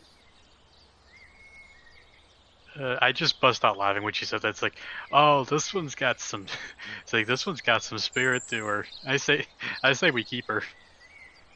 All right, Celine. In the interest of time, so we can continue on. If you're not in the cart or hiding, you're by my side. All right. Or by one of us. And she's okay. And she goes up to Irene and she links her arm, and she says, "All right, ready? Let's go." And she says, "Just kidding," and she jumps into the cart. And I mean, she's a pretty tiny person. I mean, she's like a little spider monkey. She's easily able. I mean, she had mentioned being in gymnastics before, and you can. I think she said that to you, Irene, and so you would be the only one who knew that. And you could tell that she probably has some dexterity to her. She kind of does a little bit of a vault back into the cart, a mini vault, and she sticks her head down and she puts a blanket over her, to hide. And so she just decides she's gonna kind of stay down as much as possible, it appears. All right. And Toren, the reason why I say me specifically is because I have a shield and magic healing hands to be able to specifically keep her safe. Yeah, true. It's like, you are aware though that you got to pull your weight a little bit here. So, if I hunt something, guess who's gonna be helping me skin it? And she says, "Me? Yes." She says, I can skin it. She's like, I can learn how to skin a dove or a rabbit. And she puts her head up and she has a little tiny little dagger that is not something. It's more like a paring knife, I guess. So it's not really what you would use to skin something.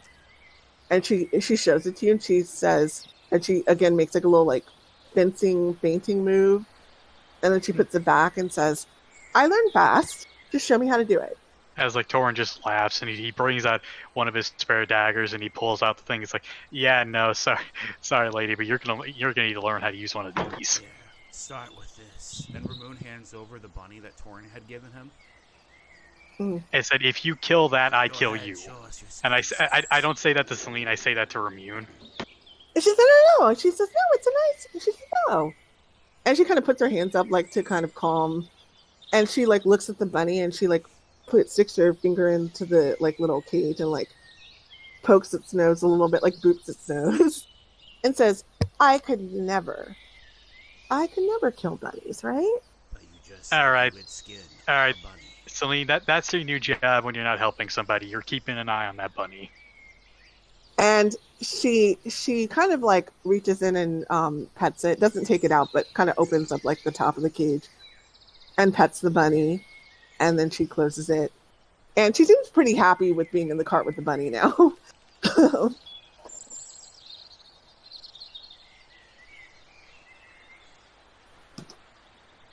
All right. Well, what time is it? So it's I mean, definitely it would not be feasible, or I mean, you could making her walk back would have probably been a bad idea. She probably wouldn't make it because y'all have been traveling for almost a full day. It's going into the evening. It's about time to set up camp. Is there anything else that you want to do during the day as you go? I'm not going to do. We won't do any more hunting for today. We'll do some tomorrow. We're going to kind of get straight to the probably to the next thing that's going to happen. But was there anything else you wanted to do between before you set up camp for the night?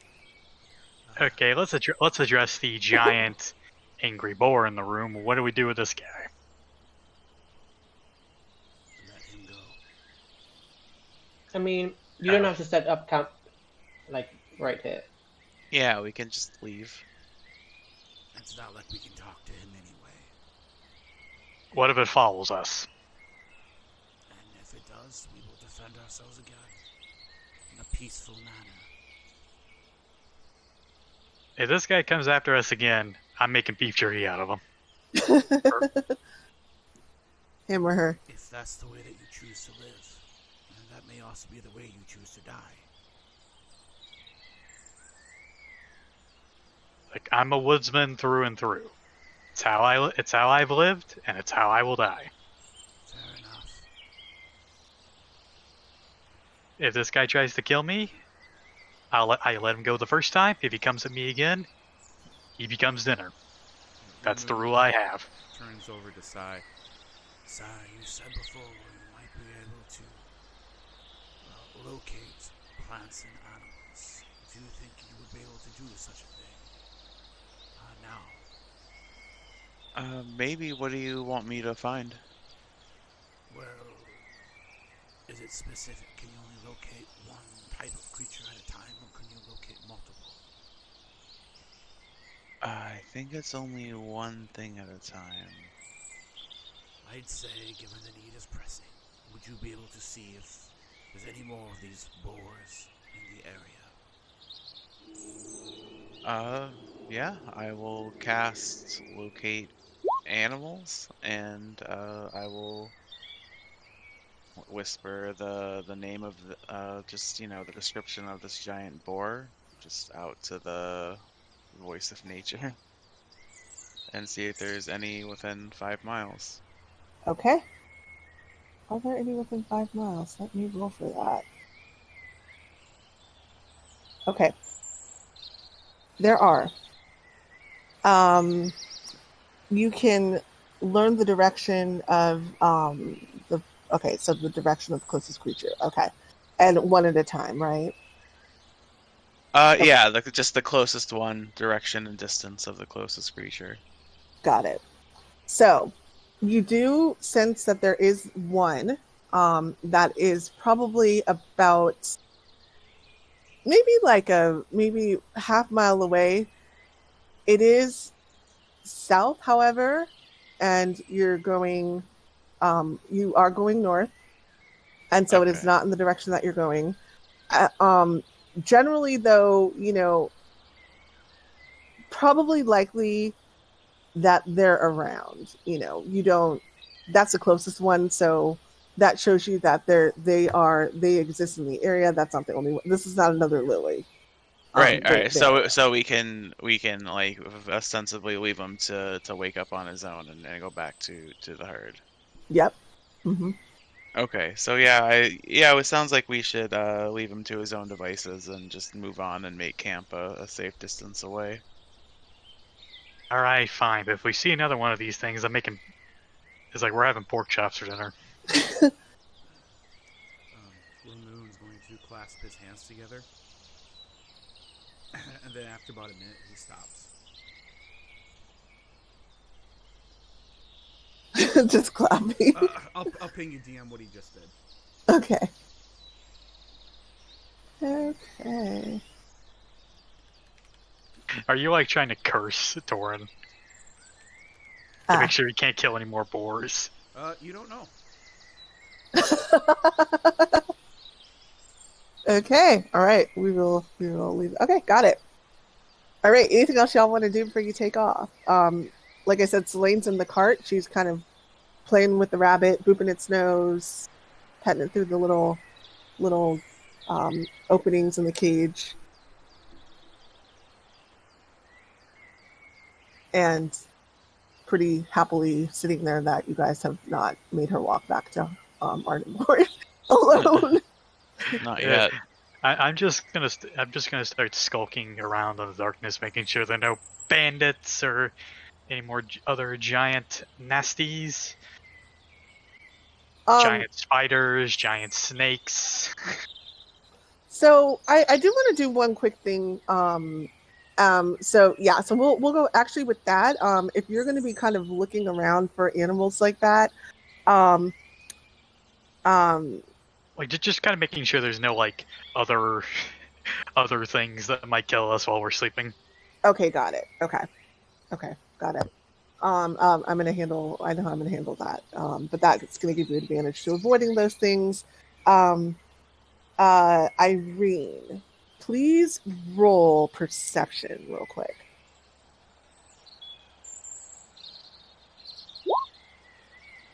Okay. You kind of went, so I'm going to go back to when you were talking to Selene at first. You were kind of looking to see, like, how she is dressed, if she's dressed appropriately. And you don't notice anything unusual. She looks fine. I'm not really going to say much more than that because you don't know exactly what you may have seen. Okay. All right. So we can continue on. Do you guys want to leave the board, continue on a little bit further to camp, right? That sounds like what we're going to be doing. Yeah. Yes. Cool. All right. Okay. So with the group all kind of pulling together, kind of accepting begrudgingly, more than likely, the fact that Selene has stowed away on your wagon and is with your group now, whether you like it or not. So she's sitting on the cart, and I want you, so since you are looking for any creatures as you go, right? As you're looking as you go, right? Kind of like scoping off the area. I kind of went out ahead of everybody and just skulking around, keeping in the bushes. Got it. Something like that. Go ahead and roll nature or survival with advantage, please. All right, I will roll nature. 19. Okay, cool. Okay. So as you go, let me roll against that. Okay. So as you go, you do hear some things here and there. You notice a snake at one point. It doesn't notice you though. And you are able to kind of steer the group clear of a couple of encounters that might have happened, a couple of animals that might have happened. You don't see any more boars, fortunately. But you do notice some animals that may cause some problems. But you continue on. No giant animals, just, animals that you would normally see in the forest, at least not that you see, although you all are fully aware they can come up at any time.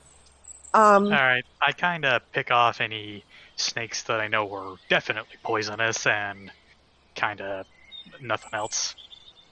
Gotcha. Let me go ahead and roll to see how many of those you get. You got a pretty good nature roll, so I'm going to say you get some. I'm going to roll a dice to see how many you manage to grab.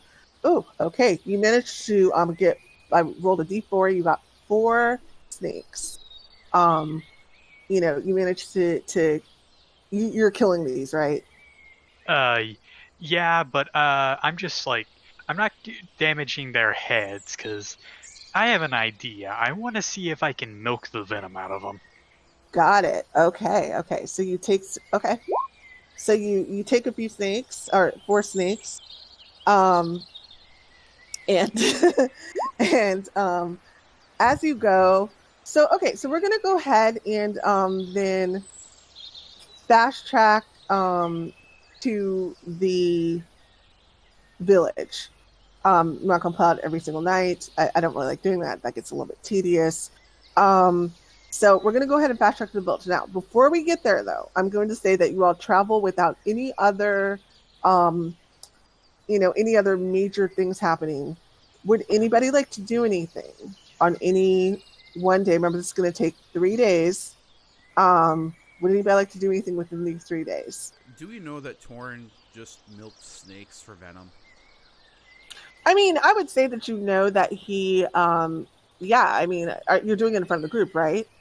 It's like, well, before we camped the first night, I would have told them, it's like, hey, I found a couple of poisonous snakes that could have been a problem, so I just kind of, took care of that.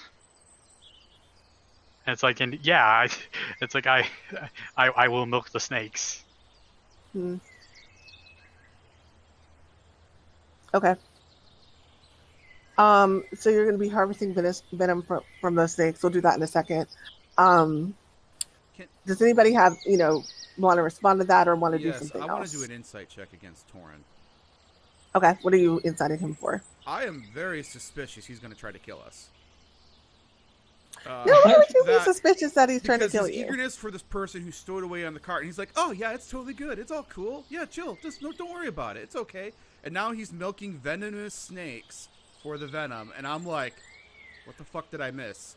What's going on here? Go ahead and roll insight. Is he going to kill us all at our sleep? This is the third time you've done this in various games we played together. You don't think that he's really going to do anything. He really seems like he just wants to milk snakes. Don't know why, don't understand the reasoning, but maybe he has, maybe he just loves milking things. Who knows? So, what was that Meet the Parents where he's like, I have nipples. Do you want to milk? What? Do you guys remember that? Oh my God. Yeah, meet the fuckers. So for the first night, for this first day, Toren, after he hears those, seeing all the snakes and stuff, Ramune would just be kind of glancing at Toren and then moving his head back through his mask and just looking back at him. How does Celine react when she just pull out a cup and starts milking a dead snake for venom? Celine is a little disturbed, but she is trying to hide that as much as possible. Go ahead and roll perception for that to see if you notice that she's a little grossed out. Bro, you don't ever milk your snake in front of a lady, okay? Not appropriate, man. Not appropriate. Even in the woods. A 12. I mean, you notice her face is a little bit, but she recovers quickly. She just puts a straight face on. It's like, okay, this is normal. This is normal. Just but milking snakes. Yes. Sorry, I forget you probably never. Essentially, the reason why I'm doing this is that you coat an arrow in this, and it takes down whatever you're trying to hunt. Takes down a little bit more quickly. Paralyzes them. Does all manner of things. And she kind of shakes her head and is like, okay. But she just, she's trying to roll with it. It's like, oh, don't worry. I'd never use this against a person. Trust me, this stuff is... Yeah, no, this stuff is not fun. I've been bitten by quite a few snakes. And she kind of just looks at you and says, well, I've never been bitten by a snake. That could change, I guess, so... It's kind of cool to say I got bitten by a snake if I lived through it. And she kind of shrugs. let's just say, let's just say, with the stuff we have right now, we'd have to do a couple of primitive things to get the venom out. And she just shrugs and she says, I just won't get bitten by a snake then, I guess, right? I mean, hey, do you have thick boots? She shows you her boots. She like sticks her foot up and shows it to you, and she has like very thick, high quality grade hunting boots. Probably even overdoing it a little bit, like the highest quality. Like literally, they're like dagger resistance almost. If you like put a dagger into them, you would really have to use some force to get through these boots. Do you have thick pants? And she kind of like takes her forefinger between and she like rubs it. And it's like a thick cargo material, though lightweight. So pretty, yeah, it's like, and she looks at you and she says, I went to the hunting store and I talked to the guy and he showed me everything that I needed to wear. And so I got it. I got what I knew what I didn't know. So I got what I needed to wear. And she shows you like her, shirt, which is also thick. She even pulls out of her bag like a little hat, and it has like she's wearing a hat, but she pulls out another little hat, and it has like a mosquito net on the front of it, which is completely unnecessary, but she brought it. It's like, all right, so just don't get bit in the face and you'll be fine. And she says, yeah, I didn't know if we were going to be going into swamps or anything like that, and she says, I couldn't bring my water boots, though, because couldn't fit my bag. But if we need to, we can stop at a place, and I'll get everybody water boots. I think we'll be fine. And I kind of just give her a pat, like, good job. And I go back to milking the snakes. Go ahead and roll nature or survival again. It's probably always be nature for you, right? Yeah, because thankfully with arcane arrows, I got proficient in nature. Okay, cool. I want to see how much venom you get. Now, I'll give you the full. I think I want to decide exactly what this venom, the strength of the venom that you have does. But so we'll talk about that offline. I'll just do that in chat real quick. Okay, so yeah, so you actually are pretty successful at milking out the venom, and I'm going to say that you successfully get venom out of all of the snakes. And you get 2 vials of venom. And for those 2 vials, those will be a total of, let's see, I want to do 10 arrows. So 5 per vial. So you got like, a little bit out of each snake. And yeah, and you could, by the way, once I figure this out, you can continue to look for this type of stuff. Depending on like the type of, I'll get into a little bit more detail since we're going to kind of go this way as to what type of snakes you can find and what type of venom. So I'll look more into that. But for now, we'll decide on that. But yeah, it's going to be 10 uses. So just keep track of that, of venom if you coat the arrows. You will have to coat the arrows before the battle. If you decide, I didn't do it, I need to do it. That's a full action. Okay, to coat an arrow. So just make sure they're pre-coated before you go if you want to do that, unless you are using an action. All right, just for the sake of simplicity, I'll just get some basic poison and then just change the notes on that. Just so I know I have something here. Gotcha. Then I'll change it when that gets decided. Okay, cool. Yeah, 10 doses of basically 10 arrows of poison. Yeah, and let's say if you wanted to use like it on a dagger, for example, 10 like strikes of the dagger, etc. We'll just make it simple. You can split it up between the 2, whatever you want. Yeah. Okay. So, anything else anybody else wants to do at the campsite tonight? Want to talk? Want to do something? After this, we're gonna after we decide what we're gonna do at the campsite tonight, we're gonna do the next 3 days the next 2 days into one, and then we're gonna fast track directly to the village. I guess the only thing of note for the fast tracking of tonight is I'll just keep Selene in my sights, make sure no one's bothering her or being too rough or anything like that. And we'll probably just pick her brain a bit. Okay, and what are you talking to her about? Oh, sorry, what did you say? Was there anything specific that you wanted to talk to her about, or just a general conversation? A general conversation about where she got her training, how it went, that kind of stuff. Okay. Yeah, real quick. She just explains to you that she has been doing competitive archery as a child. This is like, like what you would see, like, recreational archery with targets. Gotten pretty, more than likely private lessons. Well, she said she's had lessons.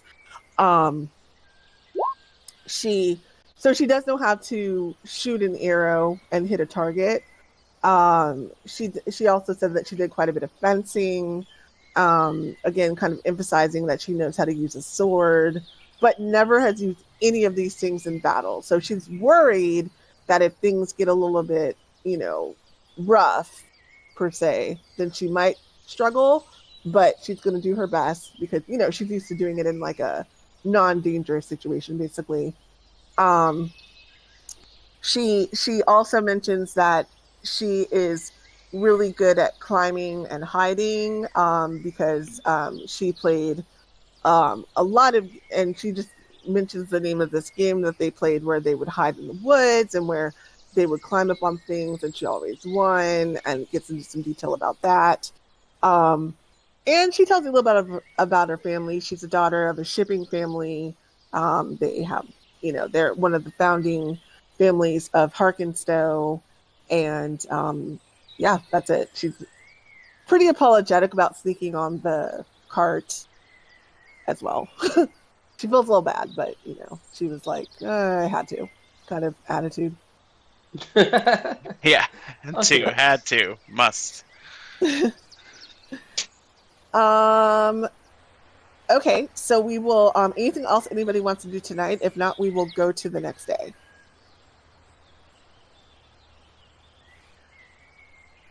Okay. So we're going to go to the next 2 days as one. So, anything that you all. So we're going to travel the rest of the way to Vendok without incident, meaning without any encounters or anything like that. Anything that anybody wants to do on your way there? I'm gonna go see if I can bag a deer. All right, go ahead and roll nature. Fuck. Yeah, again, it's the same thing. And maybe even you're kind of like keeping your eye out for Selene as well. Even though Irene is watching her, and she's like sitting in the cart, kind of talking, excitedly to Irene and to Cypress and anybody who will listen, just about like asking questions, and you're a little bit like kind of keeping an eye on her, making sure she doesn't like jump out of the cart or like try to run or something like that. And so maybe a little bit distracted, but you don't get anything, unfortunately.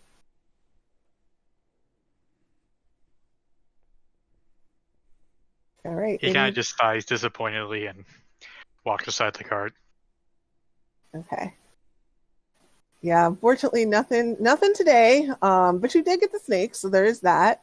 The snakes are going to be, that venom is going to probably be extremely useful for you. Okay. So, did you guys hear that?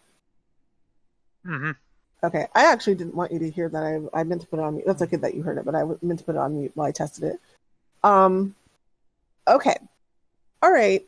So, anything else that anybody else would like to do before you get to Vendok, or get close to Vendok, I should say?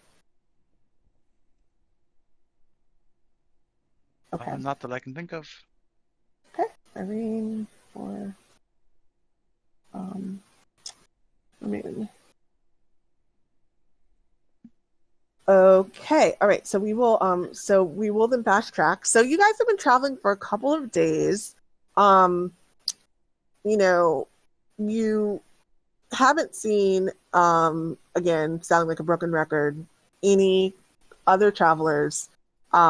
You eventually completely leave the main roads and you are just going through straight brush, straight woods. It's a little bit difficult to travel.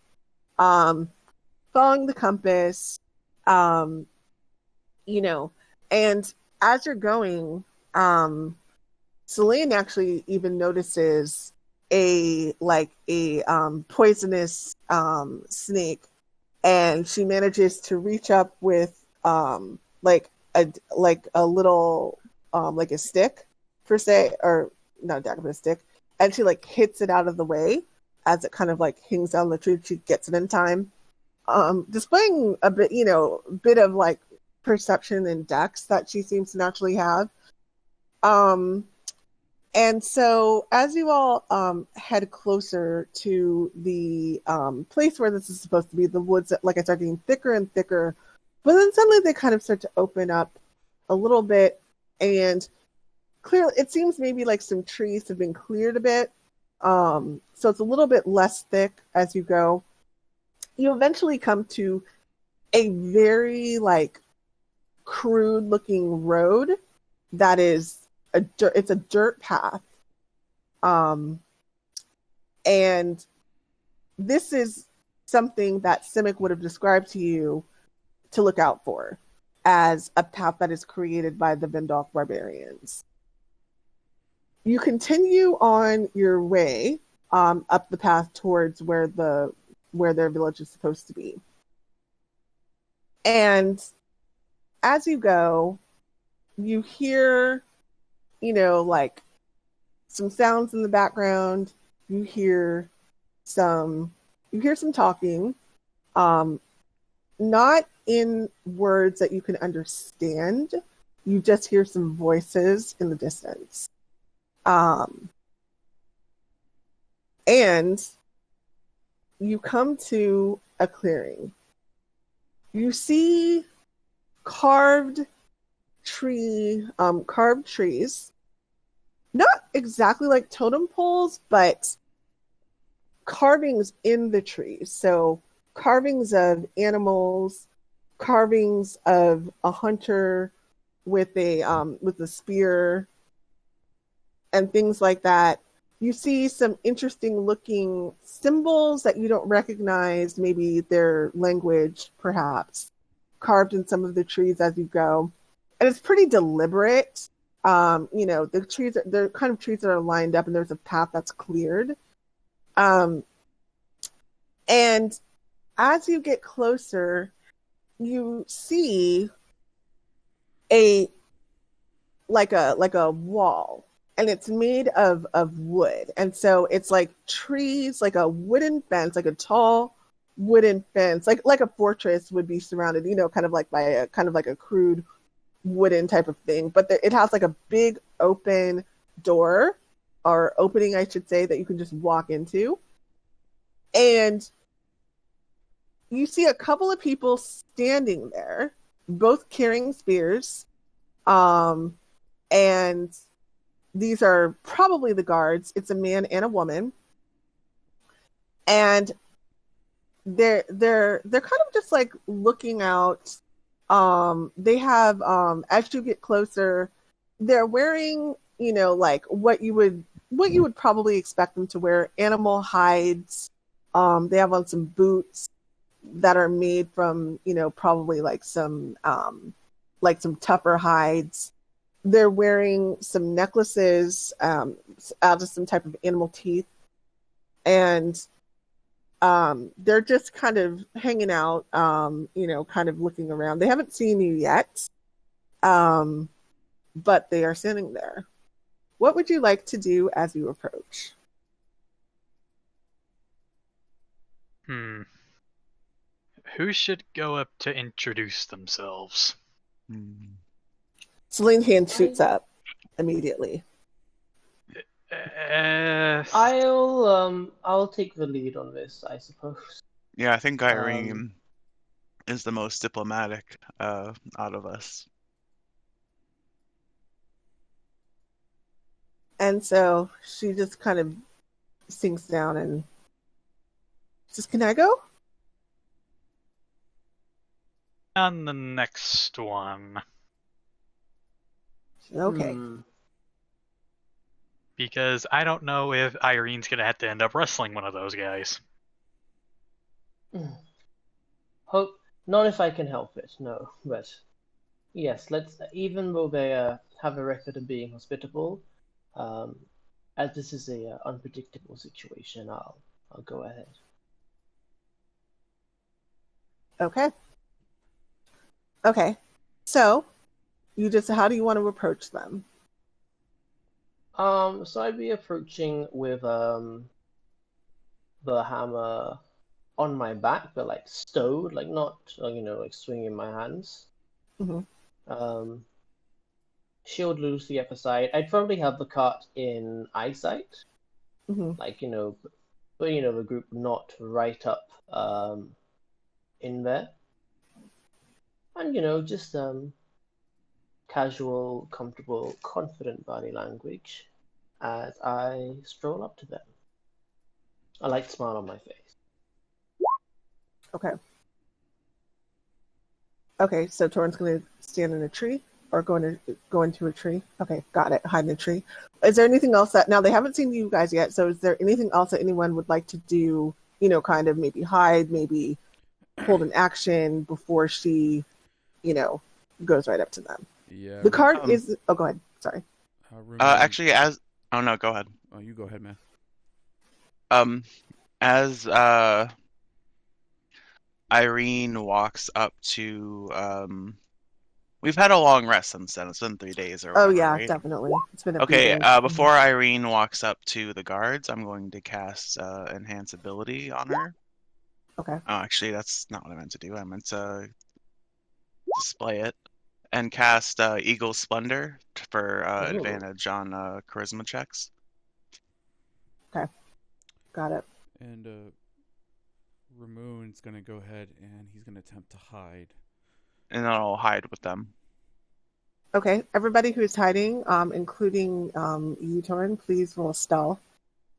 Yeah, it's like before I go up in a tree, I kind of tell Celine, it's like, hey, go crouch in a bush.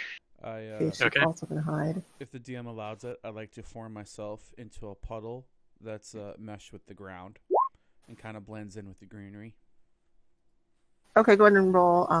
You rolled a high stealth. Okay, yeah, you can. That's fine. Let's say that for flavor. Okay, yeah, everybody. Let me just unhide her stuff now, so that you can see what she's doing. I don't no longer need to hide that from you. She rolled well she rolled well too. So everybody is able to hide pretty well. So Selene, just like Toren told her to, finds a bush and hides into it. She literally disappears in this bush. You can't even see her. And Toren in a tree, and Ramune kind of melting down a bit into a puddle. Cypress, how do you want to hide? Oof. I guess I'll are there trees nearby for me to sort of duck behind, or? Yep. Yeah, definitely. I guess I'll do that. Lots of trees. Cool. All right. And I've got on a lot of natural animal furs and hides and stuff, so I'll probably blend a little bit. Okay. As a side note, next time I'll have Cypress wild shape as something small, and I'll just throw him at the nearest enemy if anything happens. Oh, right. Yeah. Yeah, actually, yeah. No, wild shape. Yeah, might just be wild overkill. shape into a cat and throw him at somebody so he can claw the face of somebody. Okay. All right. Great. So, Irene is going to approach them, and you're just. It sounds like you said that you're just like approaching them. You have your hammer still on your back, but you are ready in case anything goes down. Yeah. Gotcha. Okay. So let's move our scene. And I wish I had I had made a traveling type of background. However, that will be fixed soon. Okay.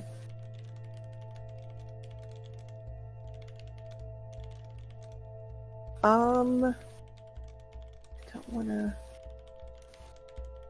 You know what, there's something else I can do. I didn't set this up exactly the way I wanted to, but it is what it is. Alright, moving you guys to the next scene. Alright.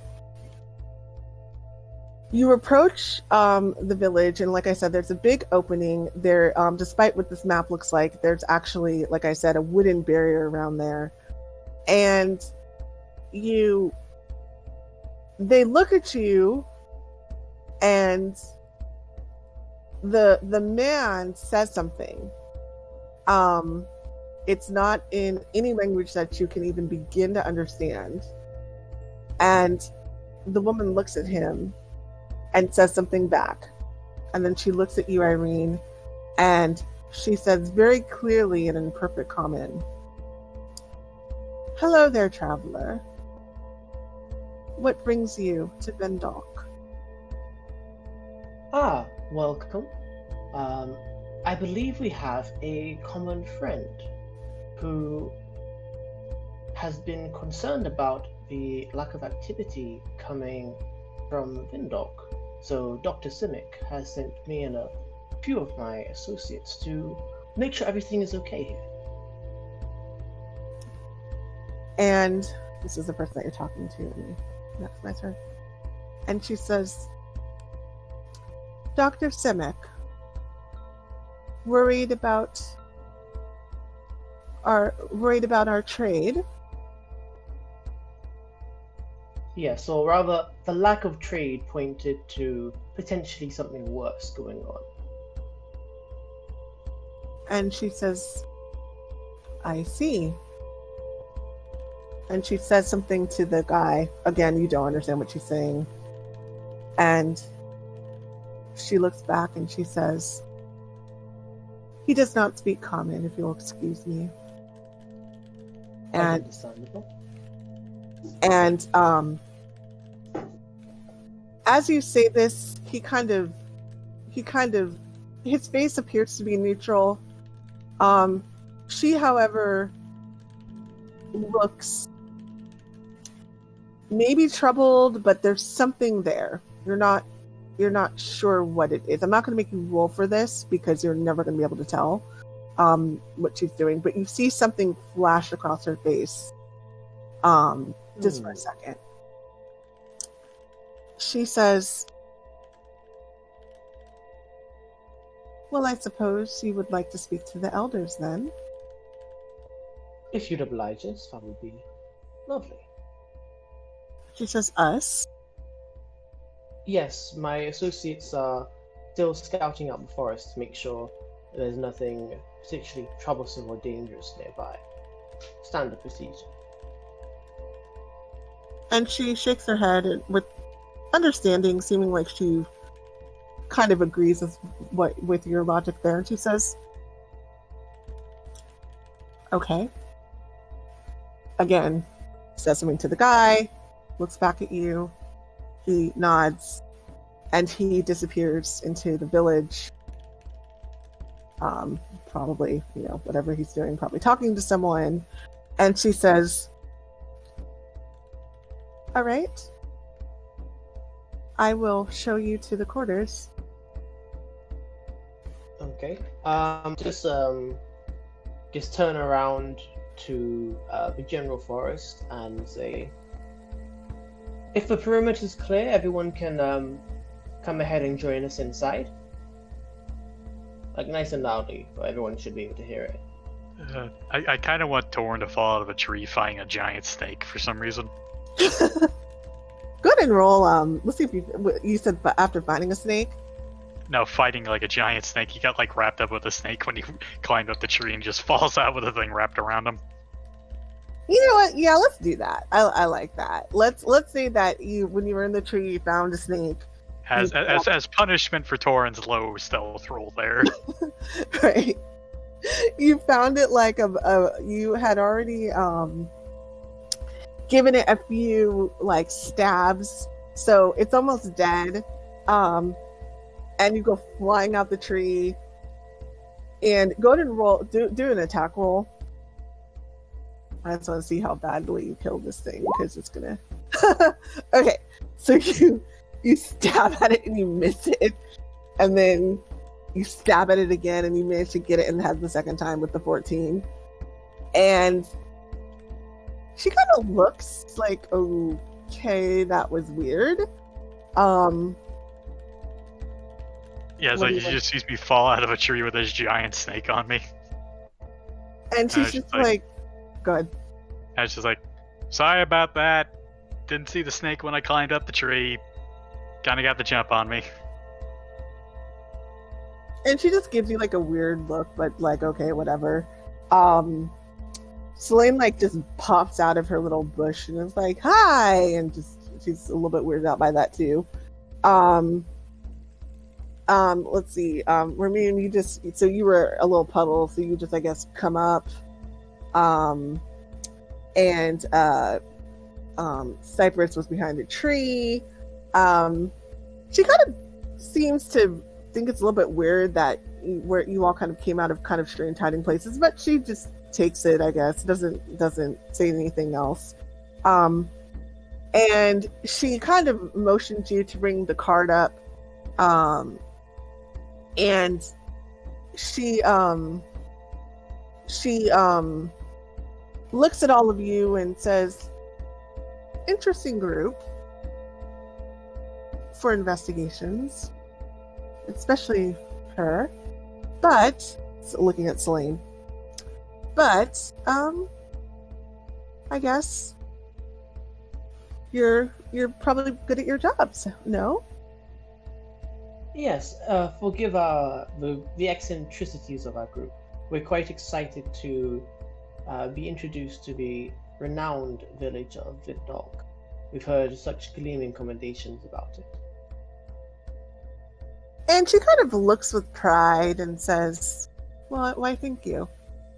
Yes, we pride ourselves on our skills and our abilities, and we've survived.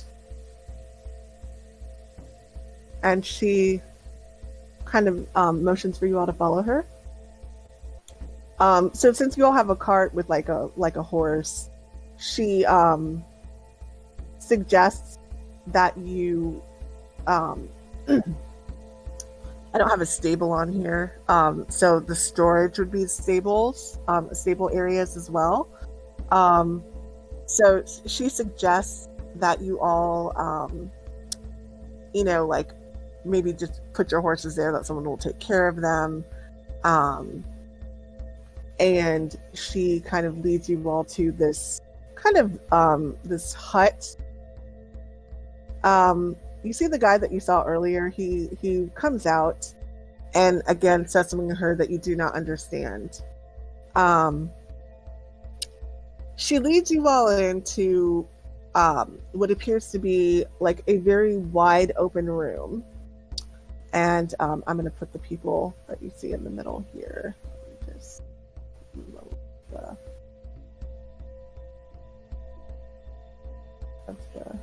map. We finish up our game here at a good spot. It's a good spot to finish, so. All right. And so the people that you see, I mean, they're not necessarily tall, but they're stocky as you would expect them to. They're all wearing animal furs. The men all have beards. The women all have very long hair that's either braided or dreaded a bit. They have ruddy skin, and there's a few people that are just, and as you walk in, there's 4 people, and they're sitting like on what looks like some stone type of blocks, which would be very uncomfortable for the average person, by the way. But they seem comfortable enough, and probably something that they must be used to. And as so the other guy, the guy is the one who kind of stands besides them, and he says something to them, and these are the people that you see.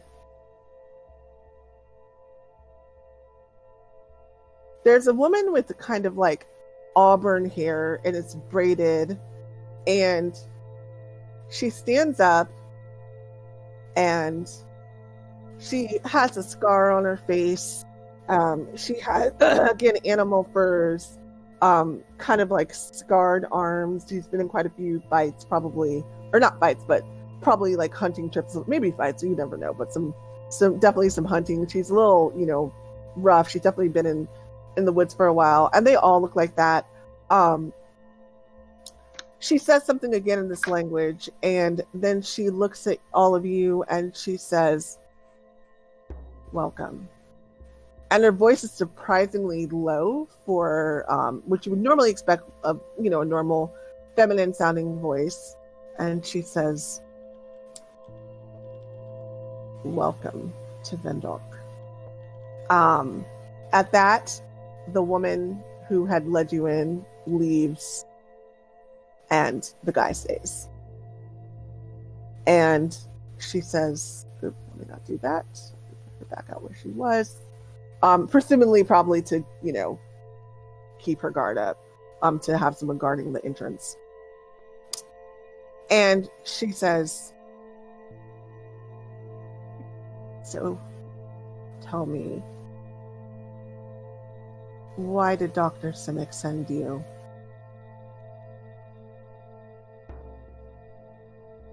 Concerned.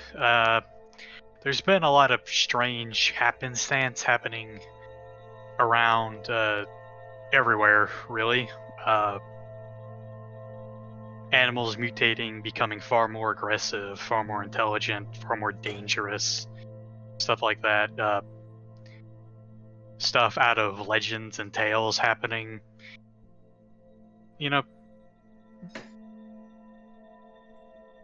And So, as someone who appreciates your village and the work and people of it, Dr. Simic wanted to make sure everything was all right on this end. And she says, "The spirit of the bear has not told us that we are in danger. Everything is fine. Thank you." And she sits down and she says, "You are welcome to visit. I'm sure you're weary from travel. And then you can report to the doctor that we are safe." Does she sound odd? Like she's giving off indications that she's forced to say all this. So go ahead and roll perception for that. Okay. Yeah, let me jump on that. Oh, okay, I know she's a woman. Right. That's all you can tell. Are you sure? Her hair is You may not be red. sure. It's like she's got red hair and a giant. Toren is just fixated on that scar. Mm-mm. And the other people have not said a word, by the way. They are sitting there and they have not said a word. Maybe they can't understand Cypress. common. You don't know, but they haven't said anything. Okay. So Irene, you get the feeling that her speech patterns are probably because she's struggling to find the words. It's probably like a language barrier more than anything. You don't think that she's being forced to say anything. You say this because you know people who, have struggled with languages before. You've actually even helped people think with this. It sounds more of like a struggling to find the right words type of thing, right? But, so yeah, you don't think she's being forced to say anything. However, you do feel like there's something else there. And I would like Irene only to go ahead and roll insight, please.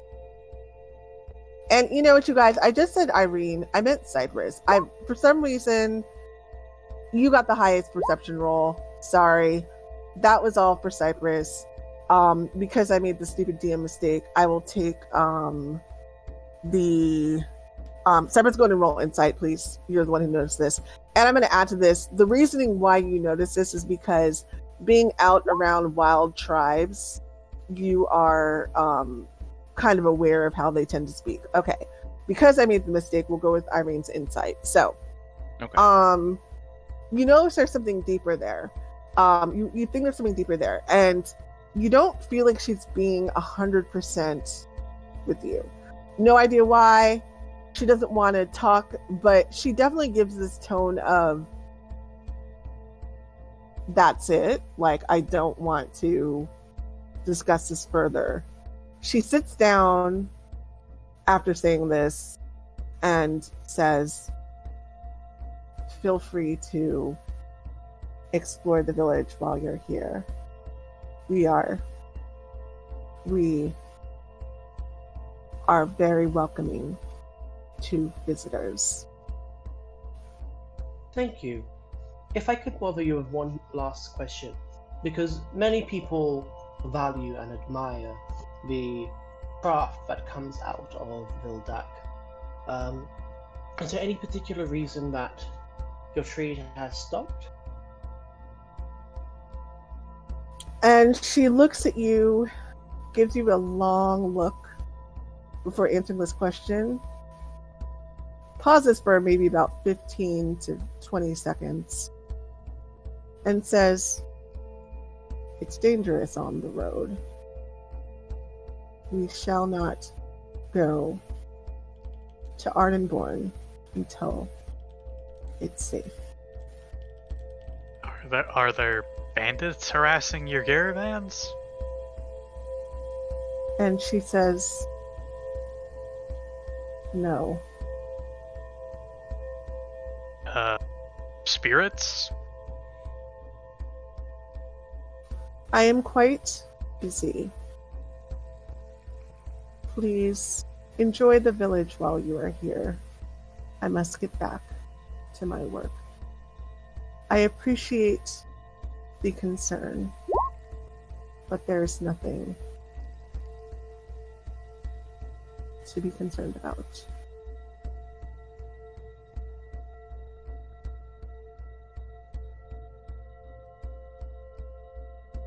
And with that, she says something to the others, and they get up, and they seem to have gathered together to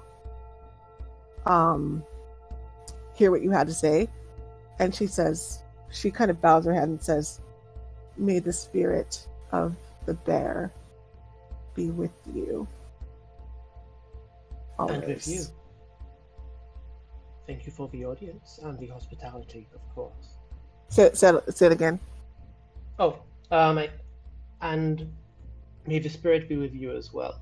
Thank you for the time and hospitality, of course. We'll be around for a little while longer. And she says, thank you.